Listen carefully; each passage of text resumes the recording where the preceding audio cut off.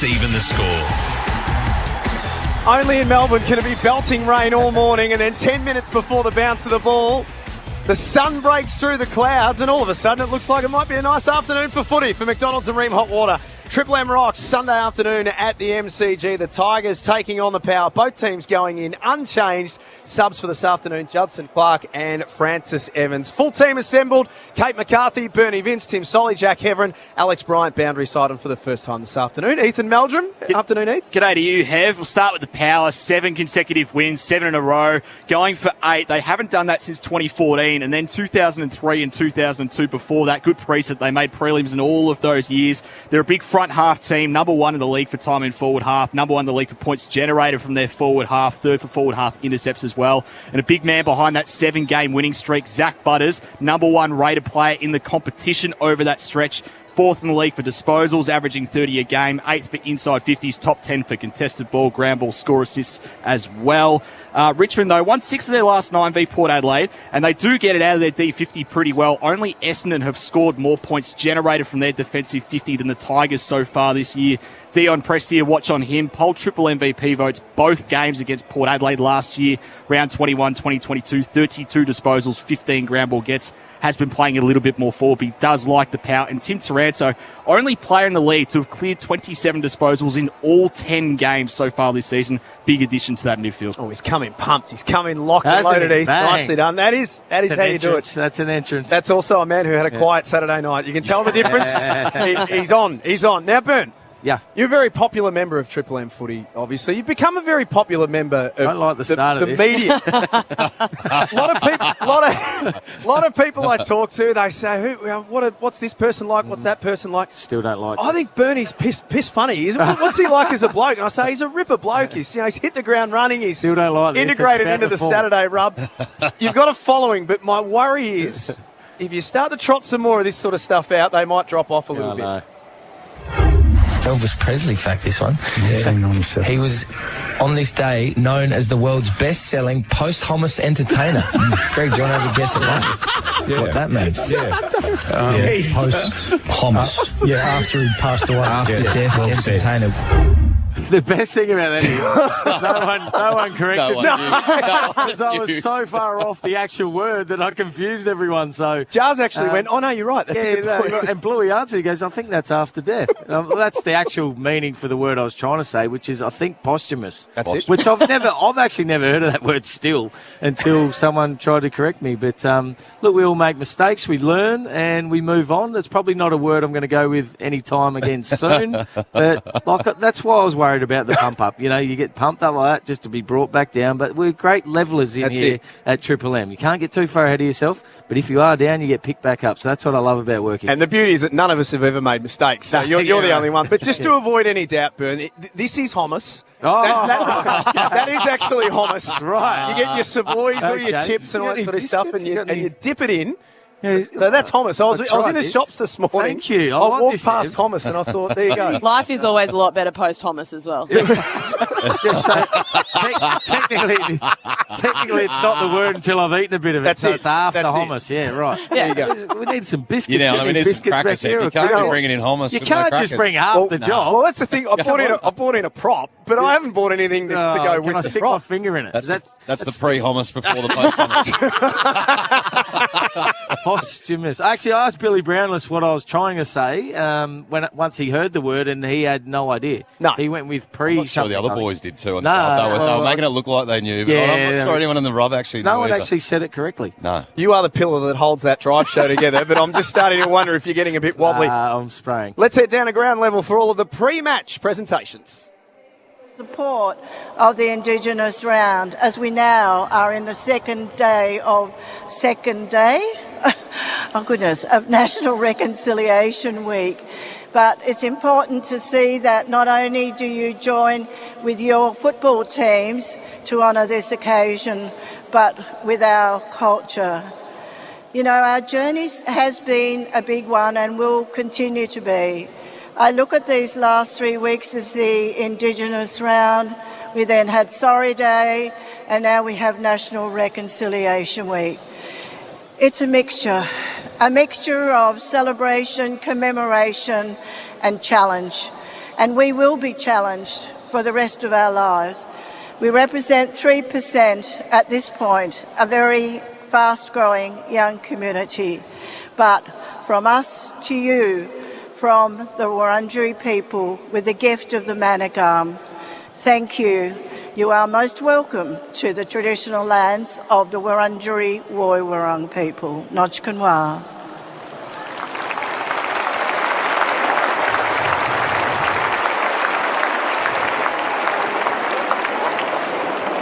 Thank you very much, Arnie Joy Murphy, for that wonderful welcome to country and for all that you do for the community. To all the players, have a great game. That's Triple M's own Sarah Marie Cameron down there, yes, doing some fine work. Doing some wonderful things as Sir Doug Nicholls' round starts to draw to a close. Heath, Choice Hotels around the grounds, what's coming up today for the rest of the round? Yeah, 2 big games coming up. Straight after this, of course, we're back to Adelaide Oval, Adelaide v Brisbane. Huge game for the Crows. They can really entrench themselves in the top 8 with a win there against a really informed Brisbane. Across the road as well, Marvel Stadium, Collingwood v North Melbourne. A couple of big milestones. Mason Cox 100th game as well. And just quietly, Steele Sidebottom 300 games for him.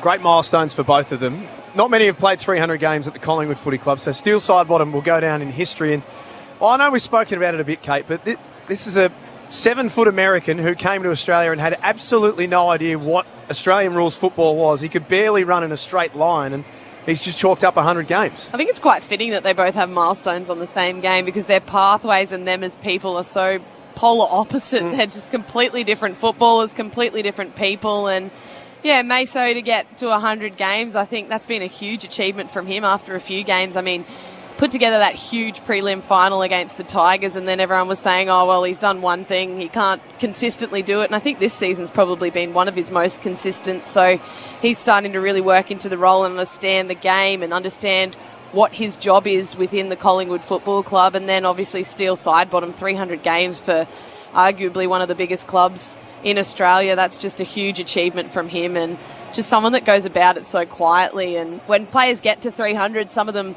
sort of stumble to their 300th game, and Steele Sidebottom is still one of the best players in that team and has been so consistent, and one of the reasons that they're at the top of the table. As the sun starts to break through, let's get down to the boundary for Bob Jane Team Arts. They've got a great buy 3, get 1 free deals plus instant cash back. You can call or order online today. T's and C's apply. Alex Bryant. Can confirm it is nice to see some blue skies after this morning's on-off rain. Expect a slippery deck, though. Having a look at today's subs, it is Judson Clark for Richmond, the sub for the last 3 weeks. He gets the nod over Noah Cumberland, who was best on ground in the VFL last week, booting 4. Frank the Tank, Francis Evans, is Port sub, his 3rd time as sub this season. Nicely done, Alex. Spurn, Kate, let's get to work. Who's winning this game and why? I think this is a danger game for the Power, and I'm going to tip an upset. It's been a weekend of upsets, so why not? I'm going to go Richmond. I think it'll be a close affair, but I think just their surge, they get the ball forward at all costs, may overpower the Power. Overpower the Power, Yep. I like that. I've changed my mind about 3 times about this game, and I'm just going to lean towards Port Adelaide just in a real tight one. I think it's probably going to be a bit of a low-scoring affair. I'm going to say Port by a goal, only because of their midfield. Their midfield is in unbelievable form at the moment. My only worry, no Dixon, no Marshall forward, where their goals are going to come from if it does come in wet again, because Finn Layson's hit the scoreboard, Rioli's back in the team. My only worry is their scoring. If it's a low-scoring affair, I feel like being a forward half team, they'll trap it in there and get plenty of looks. Saw the toss of the coin, just confirming who's actually kicking what way. I think actually they've come back again. Yeah, now they've come back for a photo, which is fantastic with the Aboriginal and Torres Strait Island flags. But Port Adelaide won the toss, and then I think they pointed to the punt road end, and then they pointed to the city end. Well, there's too many captains, too many chiefs. Hang on, we'll bat, we'll bowl, we'll bat, we'll bowl. We're not sure what we're doing yet. There's 5 of them. They all went different directions. Is it majority? Is it a vote? What happened there? Because I thought they were coming back to work out what way they wanted to go, but it was for a photo. You're right, Hez. We're just going to have to try and wait for them to break away from their team huddles, and then we'll see what end they go to, and we'll work it out from there. Timmy, who's winning this game? Oh, I'm still with Port. It's going to be interesting this first quarter. The stat that's alarming for me about Richmond, Hev, is they're number 1 in clangers in the comp. So today, for Richmond, they've got to be clean to win this game. Richmond. The ruck duel, just sorry to cut you off, the ruck duel enthralls me a little bit. I like Nankervis has obviously been around a long time. He's real combative, aggressive ruckman. Scotty Lycett only back in the team for his second week back. They've tried to run him with Bryn Teakle. They've sort of stuck with him for 4 or 5 weeks, but just couldn't quite find it at this level. So he's gone back to the SANFL. Lycett very good last week against Melbourne, but again, a big test. I think if they're going to go anywhere in September, Lycett has to be in really good form for this Port Adelaide outfit. 7-game winning streak for the Power. Will they make it 8 at the home of footy this afternoon? For McDonald's, it's a new season for the McSpicy range at Macca's. For a winning kick after the siren, available after 10:30am for a limited time. Sunday afternoon, Triple M footy. Here's Tim Solly. Second week of Sir Doug Nicholls' round. As the ball's up and down, the yellow ball tapped down here by Lycett. Goes back, Rioli. Little handball was slick for Broad, dropped it in the tackle. An early touch there for McEntee. And now they're working around by hand. Lycett off a step, just sends it a long one to the top of the square. The big fly came from Lord, ground level Baker. Tackled by McEntee.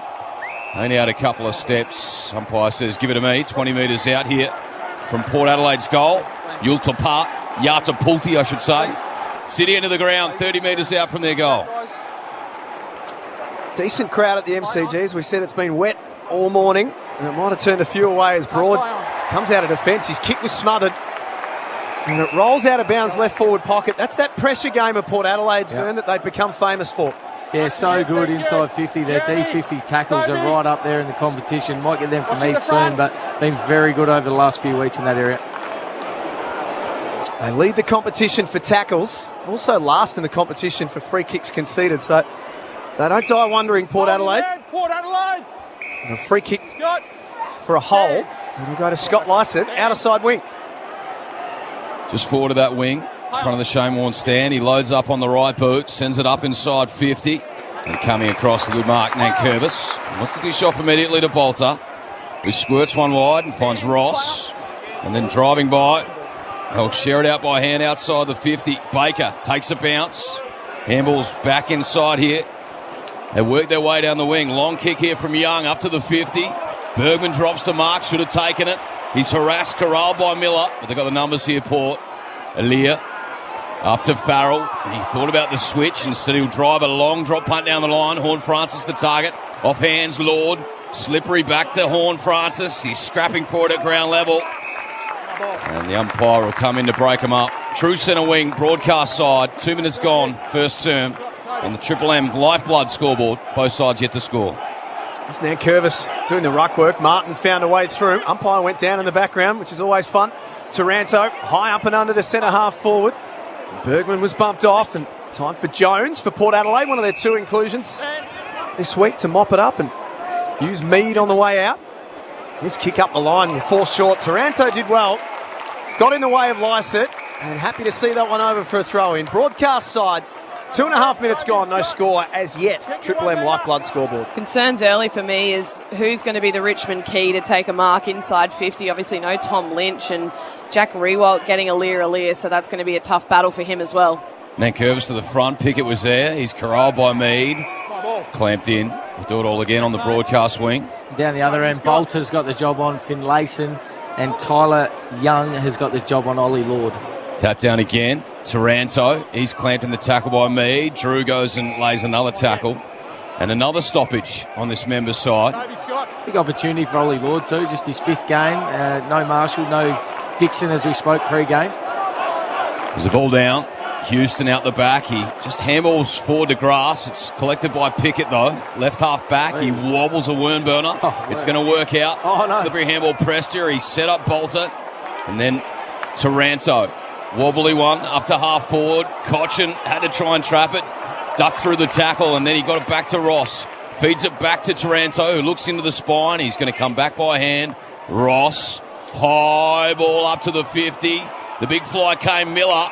But the sticky mitts, McKenzie, takes it just inside defensive 50. That's a good mark with a greasy footy. Great mark. Undersized as well, McKenzie. Does it every week. Now Horne-Francis quickly to Finlayson at half forward, then follows up. Look at the power running from Jason Horne-Francis, and then kicks low inside 50. Look, the ever-reliable Dylan Grimes Marks for the Tigers. It's just one of those ones, Jack, with a wet footy and a player running into inside 50. You want the leader to be coming back up at the leg to make that kick a bit easier. Didn't quite have the power running at that speed to get it out the back. Kate McCarthy, Bernie Vince, Triple M Seabus Super special comments. Seabus Super making hard work pay off as Bonner couldn't keep that one in play. It's out of bounds. Outer side wing, Ethan Meldrum, Red Z Lenders. Yeah, Port Adelaide 5 tackles to none, as you were saying, Burn. A lot of pressure. Their pressure factor up to 206. Unusual turnover for Jason Horn-Francis as well. Number 1 for retaining the footy going inside 50. 72% of the time he retains the footy when he goes inside. Neutral territory outer side. Prestia roved it beautifully and then got it off to the run and dash abroad. He drives one to half forward. Miller in a one-on-one with McKenzie. McKenzie did well to spoil. Miller butters up though. Pivots, spits it inside 50 and finds Bolton. 45 metres out on a 45. Yeah, I'm not sure why he's looking to pass this one. You'd go back if you're Bolton. He loves the moment. He's looking up at himself on the screen. Hasn't taken his eye off himself, actually. And there's no timer up on the board yet, so he can't say I'm looking at the time, waiting for it to count down. But this is just a moment he loves. It's a 13-goal 7 for the year. Stats would say he'd have a pretty good chance from here. He loads up from 46. He has flushed it. Bolton strikes first blood for the afternoon. They're 1 goal straight 6. Yata Pulti yet to score. Triple M Lifeblood scoreboard. 1 in 30 footy fans donate blood. Let's even the score. Yeah, good work from Miller as well. He's had a tough start to this game, just being worn really well by his defender, but competed in the contest. It was a good one-on-one, did enough to bring the ball to ground, and then a one-handed pickup with what we'd presume to be a pretty wet footy at the moment with the rain we've had in Melbourne this morning, and then had the presence of mind to just look up and lower the eyes to Shea Bolton, who was all on his own, who'd worked really hard out into space. Yeah, it was great to switch sides of the ground too, from that throw in out on the far wing to change sides or change lanes, whatever term you want to use, to bring it out this side, just opened up the ground, and that's why they were able to find Bolton inside 50 on his own. RAA around the grounds. NBA fans, Boston have just taken it to Game 7 in the Eastern Conference Finals. That game coming up in a couple of days. For McDonald's and Ream Hot Water, Triple M Rocks footy. Play on. Loose ball in the middle. Nice pick up by Pickett and gave it to Taranto. It bombs long to half forward. Aliir out of position, got a fist on it. Now Farrell can run away from left half back. A long kick up the outer side wing. Rioli read it best. Charge towards the footy and marks. He looks inside now. They'll complete all dangerous ball. It's going to work out, Grimes. Good jukes. Did well, Grimes. Risky ball. It's very risky. Burton was coming back for the spoil, but he took it right on defensive 50 here, Grimes. He's looking to the outer side now and drives a low, flat one on the 45. Rioli. Right half back. Nothing ahead of the ball, though. Not a lot of movement. He's just going to have to wind up here, and then he keeps it low and flat down the line, but Jones parked underneath. Takes the good intercept mark. Dusty just gesturing there. He wants that ball sitting up a little bit higher. Pretty easy to intercept if it goes to the opposition's advantage when it's that low. He squirts one about 6 metres, put Farrell under pressure, and he darts one down, winds. The handball wide to Bonner, tucked in on the boundary. He loads up on the left, inside 50, off the hands of Lord. Now at ground level, Pepper left it behind. Grimes claimed, wrapped up, ball locked in, and the umpire says, give it to me. In front of the Ponsford stand, city end of the ground, right of the broadcast box. Richmond leading by 6 on the Triple M Lifeblood scoreboard. Time in forward half, Heath. Red Z Lenders, when you get a chance. Time in forward half. Port Adelaide 62% so far. And then Curvis. Handballs towards the boundary line. Might have got away with that one. Maybe a throw in. Zach Butters, haven't seen him much yet. Ethan? Red Z Lending Stats hasn't touched it yet. Started the game on the bench. Yeah. Interesting burn. For best on ground last week. And then Curvis slaps it towards Richmond's goal. It rolls another 15 metres and out of bounds once again. Trying to explain that to power fans listening to that. Zach Butters had one of the games of the season, gets the 10 coaches' votes and starts on the bench. Bizarre. I would never do that if I'm coaching, but you never know why they do it. Maybe they thought he was going to get ran just to test that out to see what the opposition were going to do. Disrupt the tag a little bit if they were looking to do that, but Richmond don't generally tag, so I'm not sure why you'd go with that. Free kick power, they take the advantage and bomb long inside forward 50 at the city end. The pack forms at ground level. Mead took possession. Rioli, great tackle. jars that footy free and into the arms of Shea Bolton. He puts one wide, Pickett. He's got Bonner on his hammer. He gets it on the right slipper down the line. Big one-on-one here. Good spoil came from Farrell, but he was met front on Mansell. So Mansell with the free kick. He's about 80 from home. Dishes off now to Pickett driving by. This way, that way. And then a low flat bullet into the pocket, but it's only a Lear home. He fumbles for a moment, but he's got time to collect himself and then drill a short one to Rosie, who comes into the spine now for Wines. Handball's off. Here is Butters. Dashing, takes a bounce around Nankervis. Oh, how's the arrogance from the man? Takes another one. Breaks the 50. Top of the square, but it's all Tigers. And Bolter takes the defensive mark and squirts it way wide.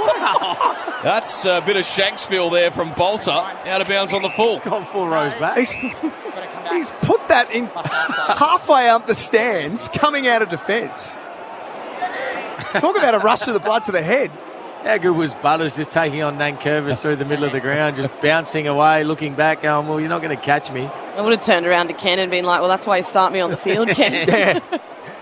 Burn-Jones from just outside 50 for Port Adelaide. Kicks to the top of the goal square. Grimes again. It's a couple of intercept marks early. And Finlayson not happy with it as Bolter chimes in front and takes the mark. 10.5 minutes gone. It's the Tigers, 1 straight 6. Port Adelaide yet to score. Long down the line, Rewalt the target. Spoil Lear. Front centre Pickett. He's been busy. He's tackled by Junior Rioli. And now Burn-Jones squirts one into the pocket. Burton the target, but Grimes, wearing him like a cheap suit, spoils it out of bounds. Just make it so hard for them to get it out of their defensive 50, the way that they set up behind the ball. As soon as you have a kick out, there's just nowhere to go. 11-minute mark of the first term. Richmond by 1 straight goal. Ball in. It was shallow. Nankervis, he just handled it straight to Rosie from the pocket. He snaps towards goal. It's going to go to the line and then spoilt through by Broad. One behind. So their first score for the afternoon. Yalda Pulti, just the one behind. Richmond 1 goal straight 6. That's all on the Triple M Lifeblood scoreboard. Only 1 in 30 footy fans donate blood. Hard to believe. Come on, let's even the score. Outside 5. Short kick in, finds Nankervis. He heads to the outer side. Alir and Revolt wrestle for it. Martin around the ball. He couldn't gather. Clean hands by Wines. Back to Alir as Port Adelaide just flick it around and try and find that open man. It's Farrell. He's kicked short. Big collision in the middle. Broad kept his eyes on the ball and knocked it away. And now Richmond on the counter-attack. Have Bolton. Outside 5. Underneath the Shane Warne stand. Waits for the cavalry to arrive. First one there is McIntosh from right half forward. His kick is long, but not long enough. But mark was dropped by Williams. Perceived pressure, and he got away with it. Here's Pau Pepper. Might have to check the knickers there. He poked himself as he goes down the line here. Pau Pepper, Lord, in game 5, announcing himself on the big stage. He's taken a 52 from home. Take a good ride from him. He's got big levers. He decides to handball inside to Butters. Why not? Winds up from 50 and absolutely sprays it to the right. Missed by about 20 metres to the right forward pocket. Well, early in the game, I was unsure that we were dealing with a wet footy, but the last 4 minutes would probably indicate that it is quite wet. There's been some really bad skill execution out there. Play on. 1 straight plays, 1 behind. Triple M Lifeblood scoreboard. Williams, that's better. Stood his ground and takes a good mark. Game number 9 today. In board, though. Kick left a bit to be desired. And again, Shea Bolton with an intercept disposal on defensive 50. Uses Taranto. Now the Tigers can access the corridor. Ralph Smith by hand to Prestia. Runs and carries. Run down from behind. Great chase from Horne-Francis. Ball tumbles into the arms of Martin. He's 50 metres out from goal. Works back by hand. McIntosh. Extra one to Prestia. Drills it low and flat. Ball got fisted straight up in the air. Still 30 out from the Tigers' goal at the punt road end. Port Adelaide have got the answers coming out of defence. Well, he takes a bounce here. Butters just shakes off another. How's the confidence of this young man? He handballs inside. Winds. He wants to go back to Butters. They're going to just keep using him because his tail's up. He got it up down the line. Finlayson bumped on the kick. It's going to work out here. Collected on the bounce. A fire at goal from McEntee. Slots it home. Yatapuldi hit the front. They're 1-1-7. Richmond 1 goal straight 6. Triple M Lifeblood scoreboard. Geez, Zach Butters, unbelievable there coming out of D50. He looked gone a couple of times, especially the second one. Bolton was chasing him. He could turn a speed to tackle him. I thought he had him, and then he just shrugged it off. That's what confidence can do. He just takes everyone on. We see even the Harvey Norman replay. Ross is the first one. Second one, Bolton looked to have him cold. Just kept playing. Handballs over the top. He actually got it back in the end as well. But, geez, he's having an impact since coming onto the ground. Not sure why you'd start him on the bench going forward now, but great ball movement as well from Port Adelaide. Let's go again, guys. It's his early numbers, Zach Butters, Heath. Yeah, Zach Butters, only the 8 minutes on the field, 4 disposals, already over 200 metres gained, most of any player on the ground. Red Z lending loans for the self-employed, redzed.com. Ball back in the middle. And Bolton wraps up Horn Francis. He's going nowhere. Samson. Jeremy. Umpires today, Lee Fisher, Andrew Stevens, Nicholas McGuinness and Brent Wallace. That's thrown up and Rosie sharks it off the stoppage. Kicks an inside-out ball, long and direct. Ball off the hands of Bolter, rolls back towards Port Adelaide's goal. McEntee, good pressure. Burton off the ground, that's 2 in a minute. On a day like today, those sorts of goals are perfect. Scrappy, hard-earned. And it's a second major for Yardapulti. They're 2-1-13. Richmond, 1 straight 6. Triple M, Lifeblood scoreboard. Well, exactly what I was going to say, Jack. Times like these where it's a wet footy, greasy underfoot, lots of pressure around it. Why pick it up when you can just soccer it straight off the ground in between the goalposts? But again, another clearance from Port Adelaide to get the ball inside 50. And we know how valuable centre clearances are when it's just one-on-one ahead of the footy. No one can flood back, get in the defensive 50, and just a great finish. Kate McCarthy in the back row with Bernie Vince today for Seabus Super. Seabus Super making hard work pay off. As we're back in the middle here for McDonald's and Ream Hotwater. Triple M at Rocks Footy. Yardapulti leading by 7. The yellow up and down. Finlayson, he follows up his tap and knocks it forward. Rosie bumped as he went to pick it up. In danger, advantage. There's going to be advantage paid here to Richmond as Ralph Smith goes out to pick it. Feeds it up to Prestia, who nurses one to half forward. He's got Cochin, 65 from home. He goes along the boundary. And a good leading mark taken Mansell.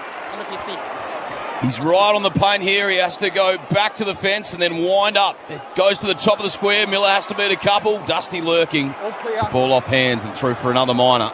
1-1-7 now, Richmond. Yardapulti 2-1-13. Triple M Lifeblood scoreboard. Just so good at protecting the corridor there. Every mark that Richmond have had, they've had to go all the way around the outside of the field. They all just flood numbers back Yardapulti and get into that corridor and make it really tough for them to get a good mark. Kate McCarthy, Bernie Vince, Triple M Seabus Super special comments. Seabus Super making hard work pay off. Stand. Jeremy Finlayson stands on defensive 50. Hasn't had his kicking boot on in the last few weeks. Looks to the up the line. There's a hold against Graham. Free kick to Bonner. Didn't look a lot in it, to be honest. Release. Stand. Come on. And Port's ball on the wing. As a round of applause goes around the MCG, that's Tiger fans showing their appreciation for Damien Hardwick. But he won't be too pleased with that watching at home, Dimmer, because they concede a mark inside forward 50. And Lord will go back with a chance to kick Port Adelaide's third from 25 out directly in front. Yeah, a little bit easy there from Port Adelaide. It's a slow play. Baker was tackled after the free kick was given, so just slow, had to give the ball back. The players were able to get back. You'd surely expect at least a loose or the ruckman to drop into that hole, but Ollie Lord basically took that unopposed. Only his 5th game today. Has slotted into this Port Adelaide forward line beautifully. Knows his role and plays his role. Kicked 2 last week. Can't cash in there. Alex Bryant, Bob Jane Seamarts. If you're wondering why Richmond fans were standing up and applauding in the 17th minute, it is in recognition of Damien Hardwick, the first premiership he won 2017. Does that one maybe get one at the 19-minute mark and the 20-minute mark as well? Or? Clapping a fair bit. Is that every quarter? Yeah, every quarter, surely. The 18-minute mark of the first, so we'll just hold fire for another 30 seconds and see what happens. On the outer wing, Bergman, long drop punt into the hot spot. Lord there again, ball spoiled. Front spot was Wines, got the arms free. Ralph Smith, though, chopped it off, knocked out. Junior Rioli's lurking, getting dangerous. And then Down over top of it, McEntee. He wins the pill. Nankervis claims him. And now Lord shovels it out the back door. Winds from 30. Just sneaks it over the line. They got the last three. Yatapulti. And they move to 3-2-20. Richmond 1-1-7. Triple M Lifeblood scoreboard. Well, they've got a lot of time in their forward half and just keep building that pressure. Nothing coming out clean for Richmond, making it so hard for them to exit defensive 50. Time in forward half up to 68% in their favour. 13 inside 50s to 8, and just really tightening the screws here on the Richmond Football Club. Port Adelaide already up to 6 intercepts in their forward half, so we speak about them being a forward half team, and Kate just mentioned the percentage, really high percentage in this early in this first term, I should say. 6 zip they are, turnovers in the front half, so that's the way they love to play, repeat inside 50s. They kicked the first goal of the game, Richmond. They've got a bit of a problem at the moment. Yatapulti have got their full head of steam. Another centre bounce clearance for Port. Horn Francis has to contend with a tackler in the middle. Got one high. He ducked. He did. Takes the advantage and plays on. On the bounce to Rioli. 55 metres out. Short kick. Finds McEntee. They're queuing up at the moment. That's too easy from Richmond point of view. That's just too easy. Got through. Okay, whether the free kick was there or not, he played on anyway, Horn Francis. But that's just...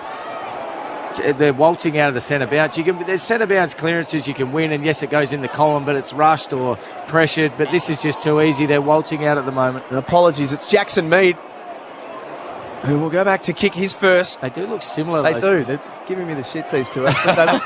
They look really similar. He kicks it.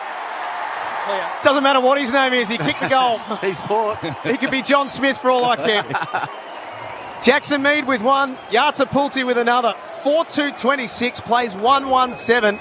So we tick up to 21 minutes gone in the first quarter. Triple M Lifeblood scoreboard. Yeah, you're exactly right, Bern. A little bit too easy. Even on that occasion, it was Liam Baker that had to come off the back line, the half back line, to put pressure on Horn Francis. Even though it was a free kick, you need your midfielders to take care of the midfielders at a centre clearance. They need to hold a sweeper role, or at least someone move into that role, so it's not someone exiting the stoppage, shoulders out, being able to kick it wherever they want. Because Baker had to come up and defend a mid, that's exactly why there was a forward free that could just take an uncontested mark about 45 out. And Red Z lending stats, we talk about the clearances, 4-1 in the last 15 minutes, Port Adelaide's way, 11 of the last inside 50s, the last 7 shots on goal. Jeez. Back in the middle for McDonald's and Ream Hot Water. Triple M Rocks footy. Good bounce to the yellower. Came down. Nankervis claimed. He got the handball out. Bolton. He's slippery. Breaks a couple of tackles. And then spears one through. The hands are Rewalt. Now at the ground level. It's sharked and couldn't pick it up there. That was Mead, not McEntee. And now on defensive 50. Burn Jones loads up.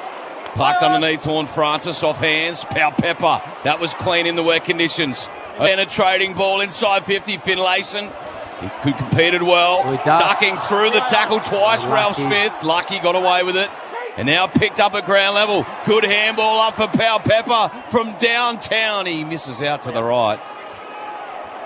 So they are peppering the goal face here, Yatapulti. 4-3-27, leading Richmond 1-1-7. Triple M Lifeblood scoreboard. We travelled 22.5 minutes in this first quarter. We've still got 5 minutes before quarter time. They will be hanging out for the siren, I think, the Tigers. Game slipping away very quickly from a Richmond point of view. Wait till Francis Evans comes on as well, Hev. He's another one that looks the same as those other two, Mead and McEntee. Similar numbers too, 41, 44 and 31. Good luck, boys. I don't feel like you can get a Francis wrong. There's not too many Francis playing. I'm saying looks in the AFL. Yeah, no, I know. Or Francis, sorry. Francis in Adelaide. Yep. It's Bolton on the wing. Kicks quickly, just inside the field of play. Ryan camped underneath it for Richmond. Good contest. Got 30 out from their goal. Revolt kept it moving forward. Now Prestia with the outside of the boot towards the top of the goal square. Bit of holding going on. Oh, Graham goes without it. He left it for someone else and ran away from it. Made it easy for Willem Drew. And Farrell pushed towards the boundary line. Kate McCarthy, Seabus Super. Richmond just looks so much better when the ball hits the ground inside forward 50. At the moment, the long high kicks going in they're just getting completely owned in the air by Port Adelaide. So might even be an idea to get those scrubby kicks going inside 50. Can be more dangerous on these occasions. Dirty ball, Kate. Yeah, definitely. They look so much more dangerous when the ball's on the ground. Ball in, short, sharks this one and tumbles it, but it was always to the near side. No one on the goal line, so the opportunity was there, but he misses Skinny. 1 goal, 2-8 Richmond. Yardapulti, 4 goals, 3-27. There's the kick in here now from Farrell. He's got a man right on defensive 50 in Williams. The boy from Oakley, under 18s. He just looks up the line. He checks his kick a couple of times. He's in 3 minds as he goes down the line. Numbers here with Richmond.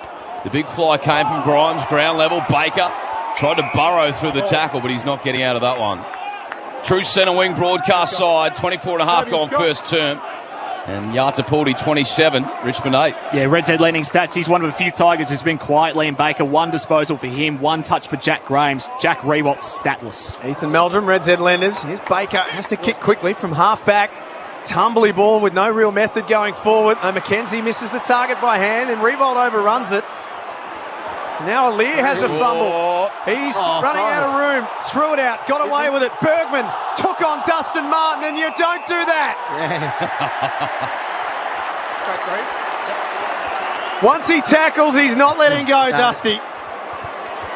They're in trouble early, weren't they, Port Adelaide? Soon as the ball went to Aliir, who is hobbling around, has had ankle and feet issues in the past, so we'll have to watch that one pretty carefully. Doctor coming out now, but it was 3-on-1 and then he threw it out and it was another 3-on-1. It was just a gang tackle, and Dustin Martin, he doesn't miss these, does he have?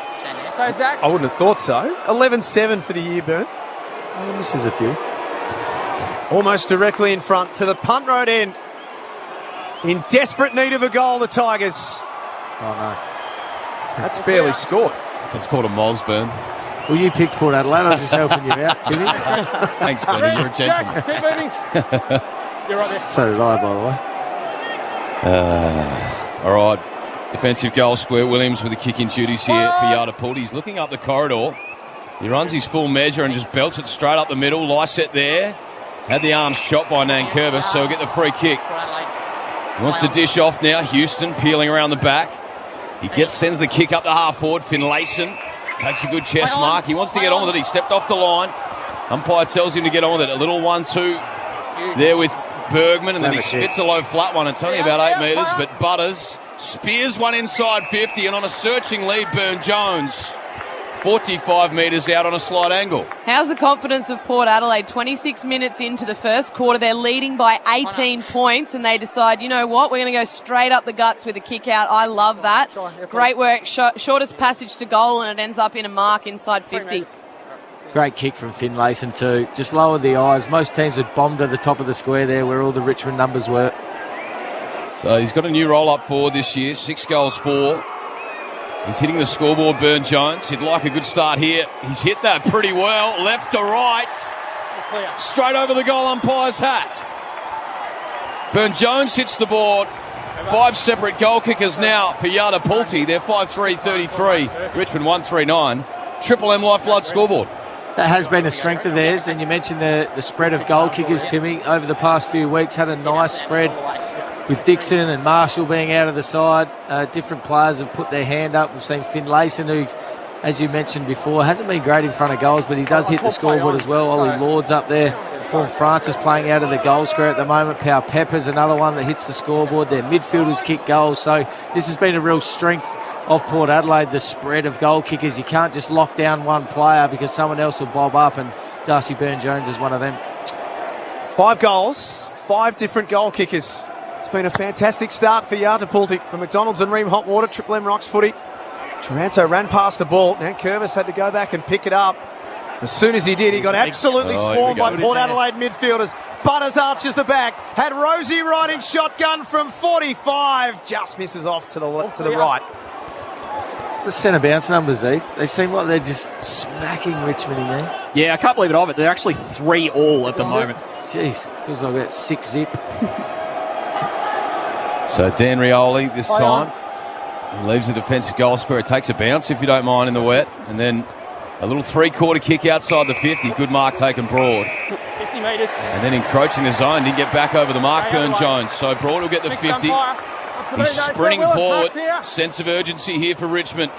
Thank you. A minute 40 left in this first term. They'd love to sneak a late one here. Get it in quick. They trail by 25. He decides to come into the corridor to Rioli.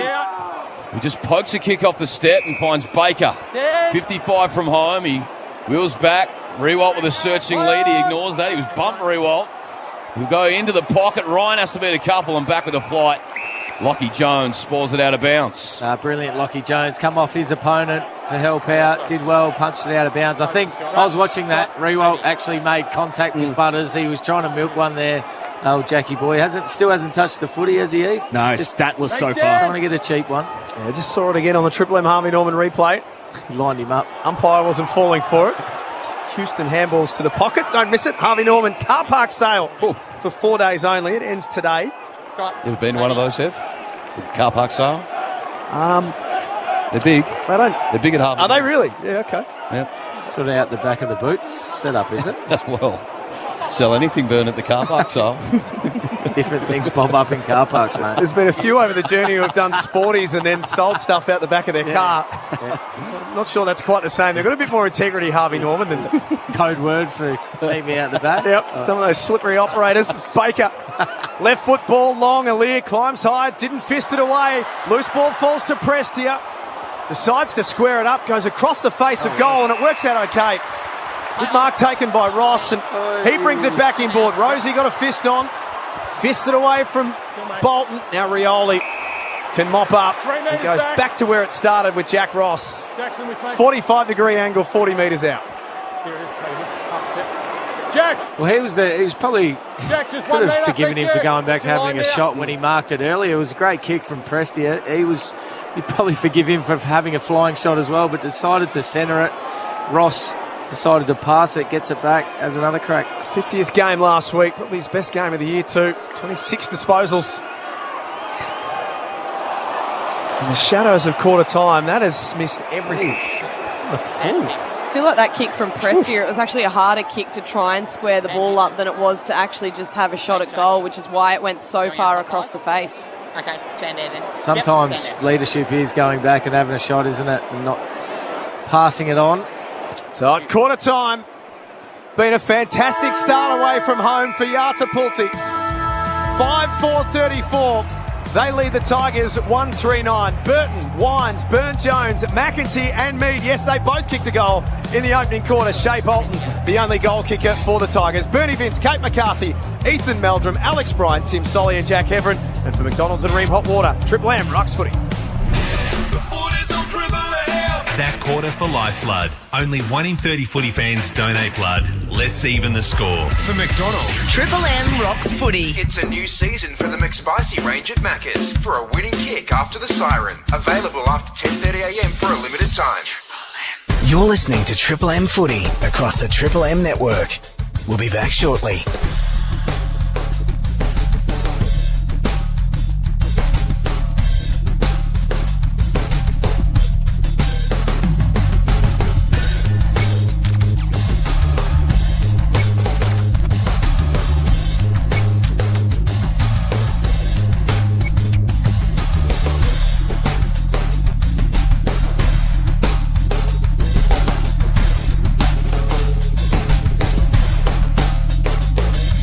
You're listening to Triple M Footy across the Triple M network. We'll be back shortly.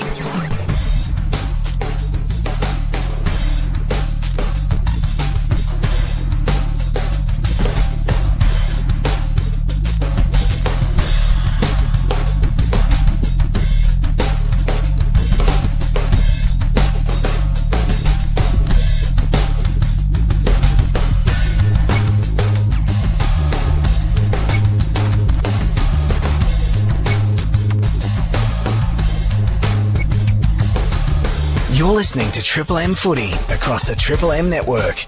We'll be back shortly.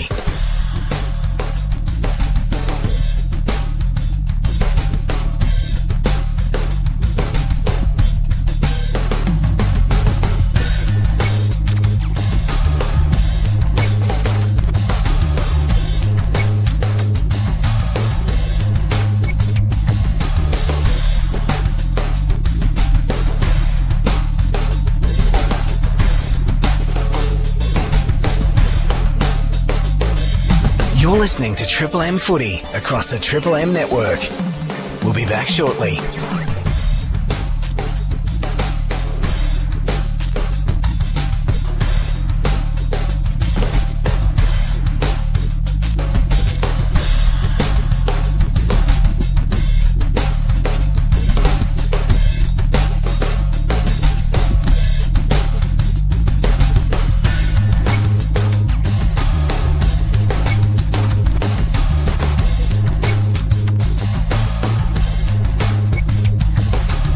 You're listening to Triple M Footy across the Triple M network. We'll be back shortly.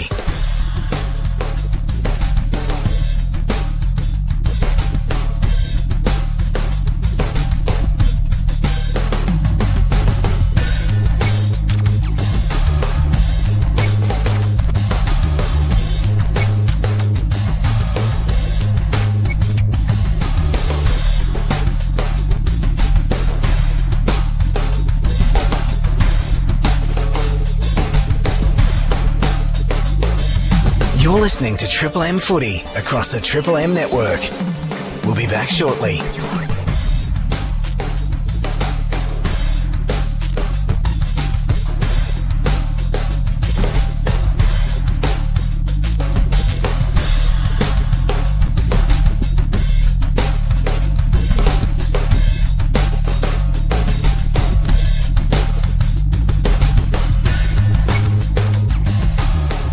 Shut up! The footy's on the radio! Triple M rocks footy. This quarter for Titanium Caravans. Titanium Caravans are built to tackle Australia's toughest conditions. Visit titaniumcaravans.com.au. Quarter time in the Triple MCG for McDonald's and Ream Hot Water. Triple M Rocks Sunday afternoon footy. Yantapulti have won 7 in a row coming into today, and they are showing us why. 5-4-34. They lead the Tigers at 1-3-9. Ethan Meldrum, Red Z lenders from the opening term. Yeah, all Port Adelaide, as you'd expect, +4 inside 50, 6 more shots on goal. Their ball movement's been really good today. They're not normally a D50 to score team, but they've gone D50 to inside 50 54% of the time. The AFL average there is 24%. Already scored 3 times from that source, Port Adelaide. Leading players on the ground, Dion Prestia, good form against Port Adelaide. He's got 12 touches. Rioli and Taranto, 7 apiece for Port Adelaide. Ollie Wines, 8 touches and a goal. Butters and Williams, 7 apiece. Down to the boundary for Bob Jane Team Arts. Have a great buy 3, get 1 free deal, plus instant cashback. Call or order online today. Alex Bryant. It is getting a bit more grey down here, Jack, and the breeze is picking up. My weather app tells me it should stay dry. I personally hope that is the case. Both subs unactivated. It is Judson Clark for Richmond and Francis Evans for Port. Handy lead to start this game. 34 plays 9. Kate McCarthy and Bernie Vince, Triple M C-Bus Super special comments. It's got the smell that if Port Adelaide start really well in this first 5 or 10 minutes, I feel that they could really blow this game apart. Richmond did, in saying that, did get some pretty good looks. They've kicked, 1 goal 3 and 1 out in the full. If they could, kick straight, they're still in this game, but they're winning the clearance count.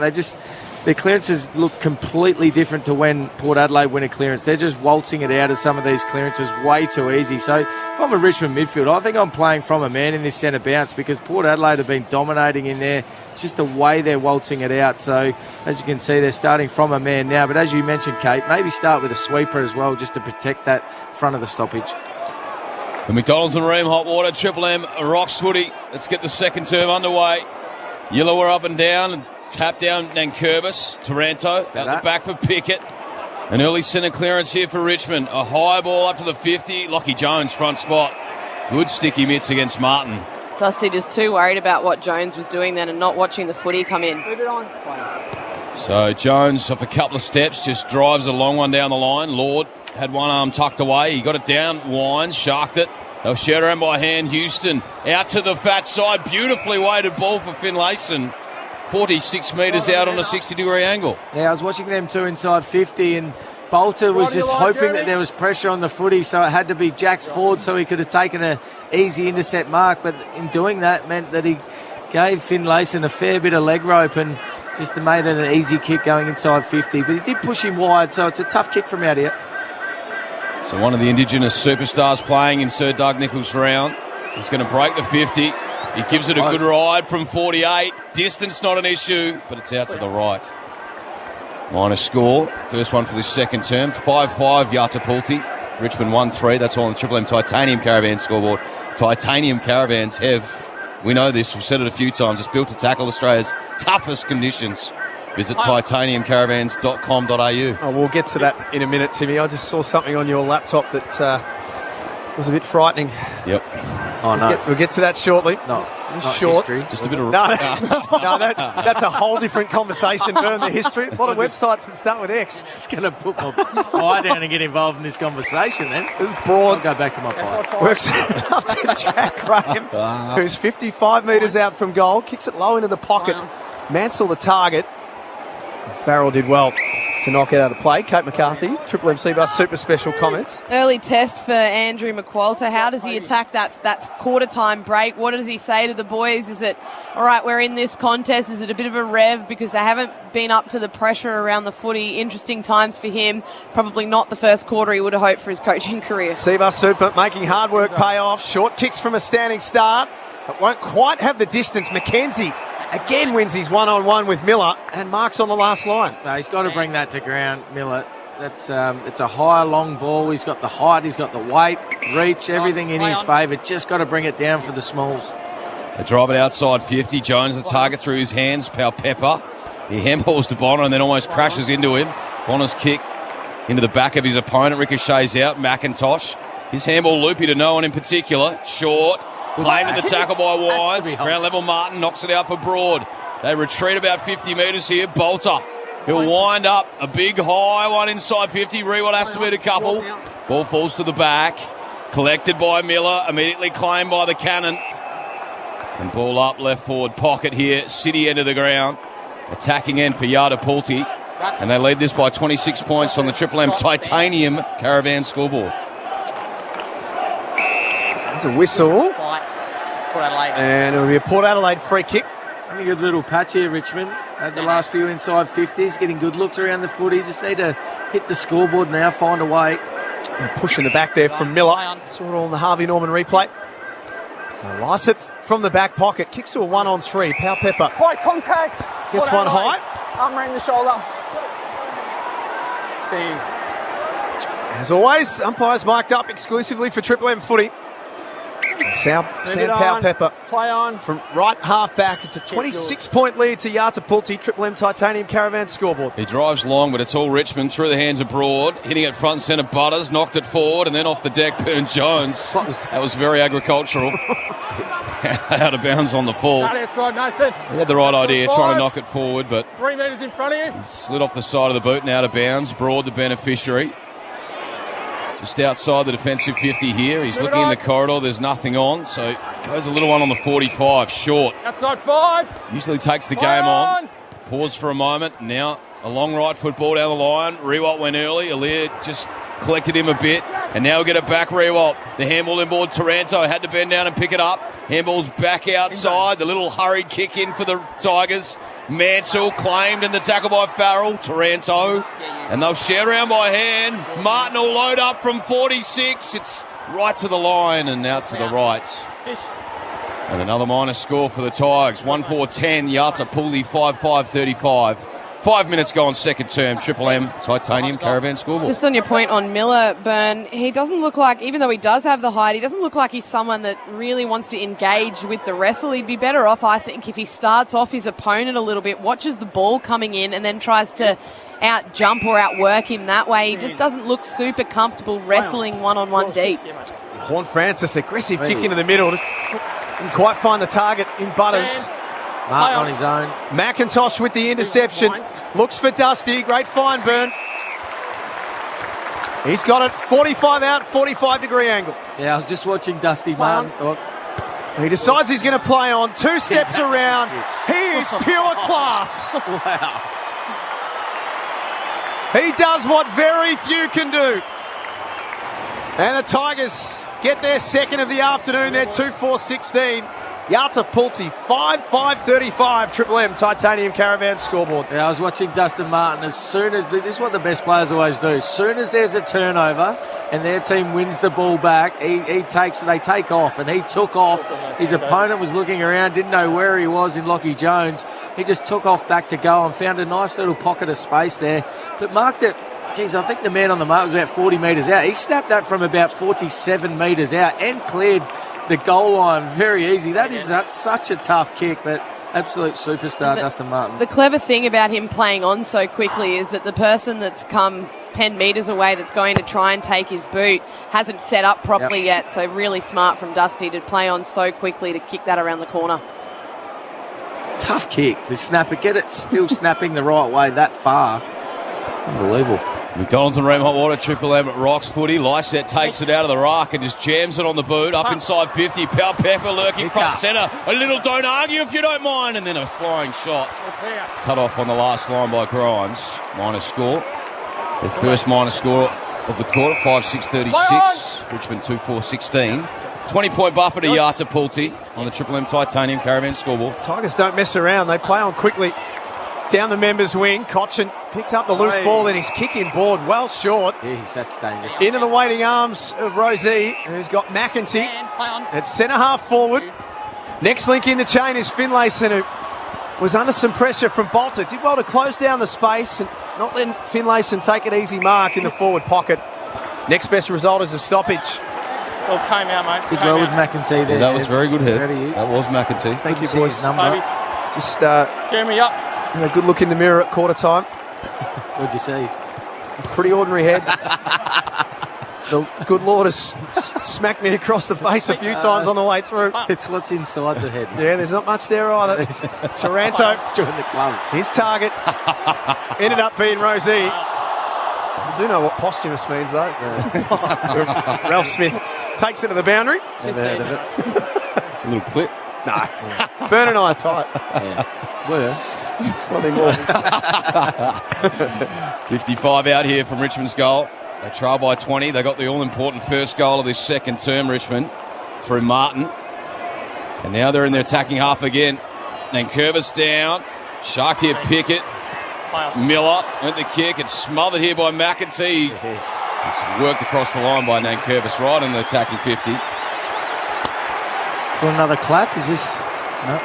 Just applauding the tackle. I'm onto it.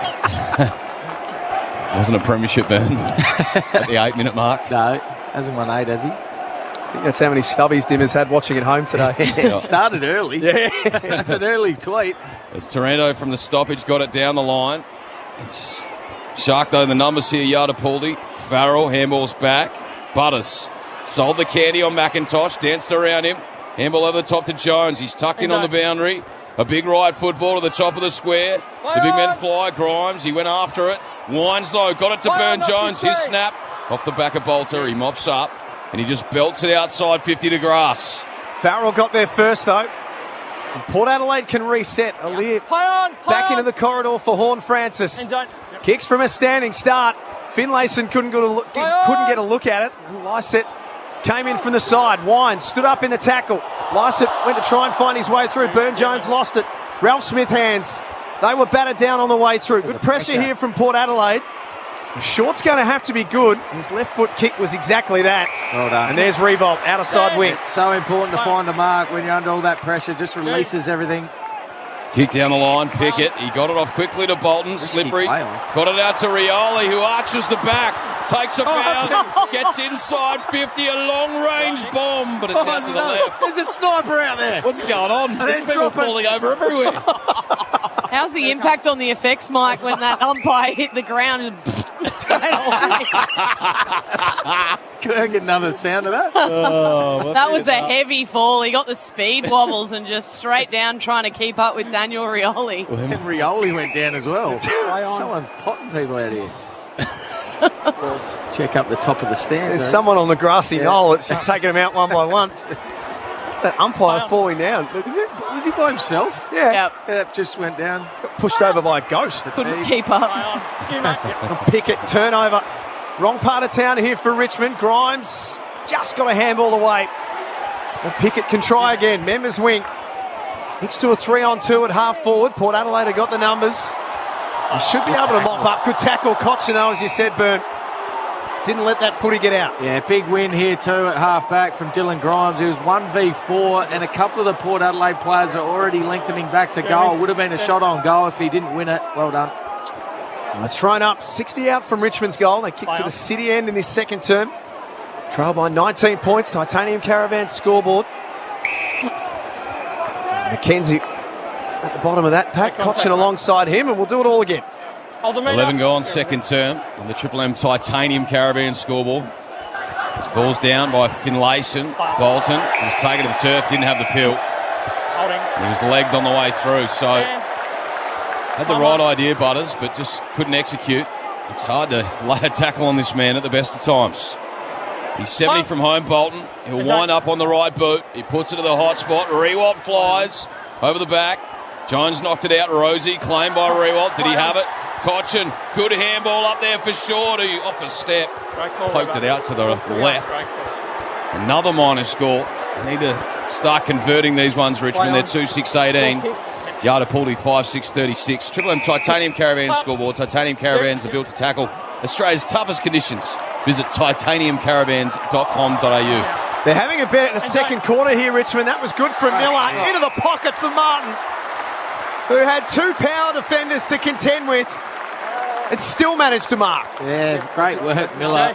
He just he got around a couple of Port Adelaide players, and you see here all the Richmond players, all the defenders getting right around him. He sort of lifted it up one-handed over one opponent, and then he got around another, and the kick was just unbelievable going inside 50. It was a flat dart about 50 metres straight to Dustin Martin. Looks a lot more comfortable in the ruck than he does as a key forward. Yeah, they're right in this contest though, Hev. I'm with you. They're back into this, not on the scoreboard so much, but in the contest. 6 goals in his last 2 games coming into today. 4 his second. Oh dear.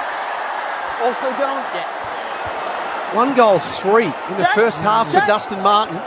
Jeez. The 2-7 plays 5-6 Triple M Titanium Caravan scoreboard. If he was on the other pocket, he would have wheeled around with a snap. He just felt like he had to go the drop punt that time. As the big driving kick out here for Yardapulti, but it's all Tigers and Grimes. Uncontested in the end. Takes the mark on the Toyota logo on this broadcast wing. He looks into the corridor. He's got Mansell short. He honours that lead, and it's Taranto actually. Some of the Reds, Heath. Yeah, Tim Taranto now the leading ball winner, coming up to 15 disposals. Tigers, though, missing opportunities. 0 goals, 3 inside 40 metres. Long one to a dangerous spot, but Alia with his sticky mitts takes it right on the last line. He's got a little short option now in the spine, and Junior Rioli made him work. Collected on the bounce. A hurried kick, almost coughed it up. Picking it up, Mansell feeds it wide to McIntosh. A hurried snap. Now to the left, and another behind. 2-8-20. Yardapulti 5-6-36. Triple M Titanium Caravan scoreboard. Jack out, please. What's going on with Port Adelaide, Kate? Just not able to get the ball in their half at the moment. Richmond really bringing the pressure game and setting up behind this kick out, which they've had a few of due to Richmond's inaccuracy, and just haven't been able to get that, which is an uncontested mark. They've had the last 4 scores, Richmond. They've all been behinds, though. McDonald's and Ream Hot Water, Triple M Rocks footy. Ball on the broadcast wing. Bolton, he threw that. Unlucky.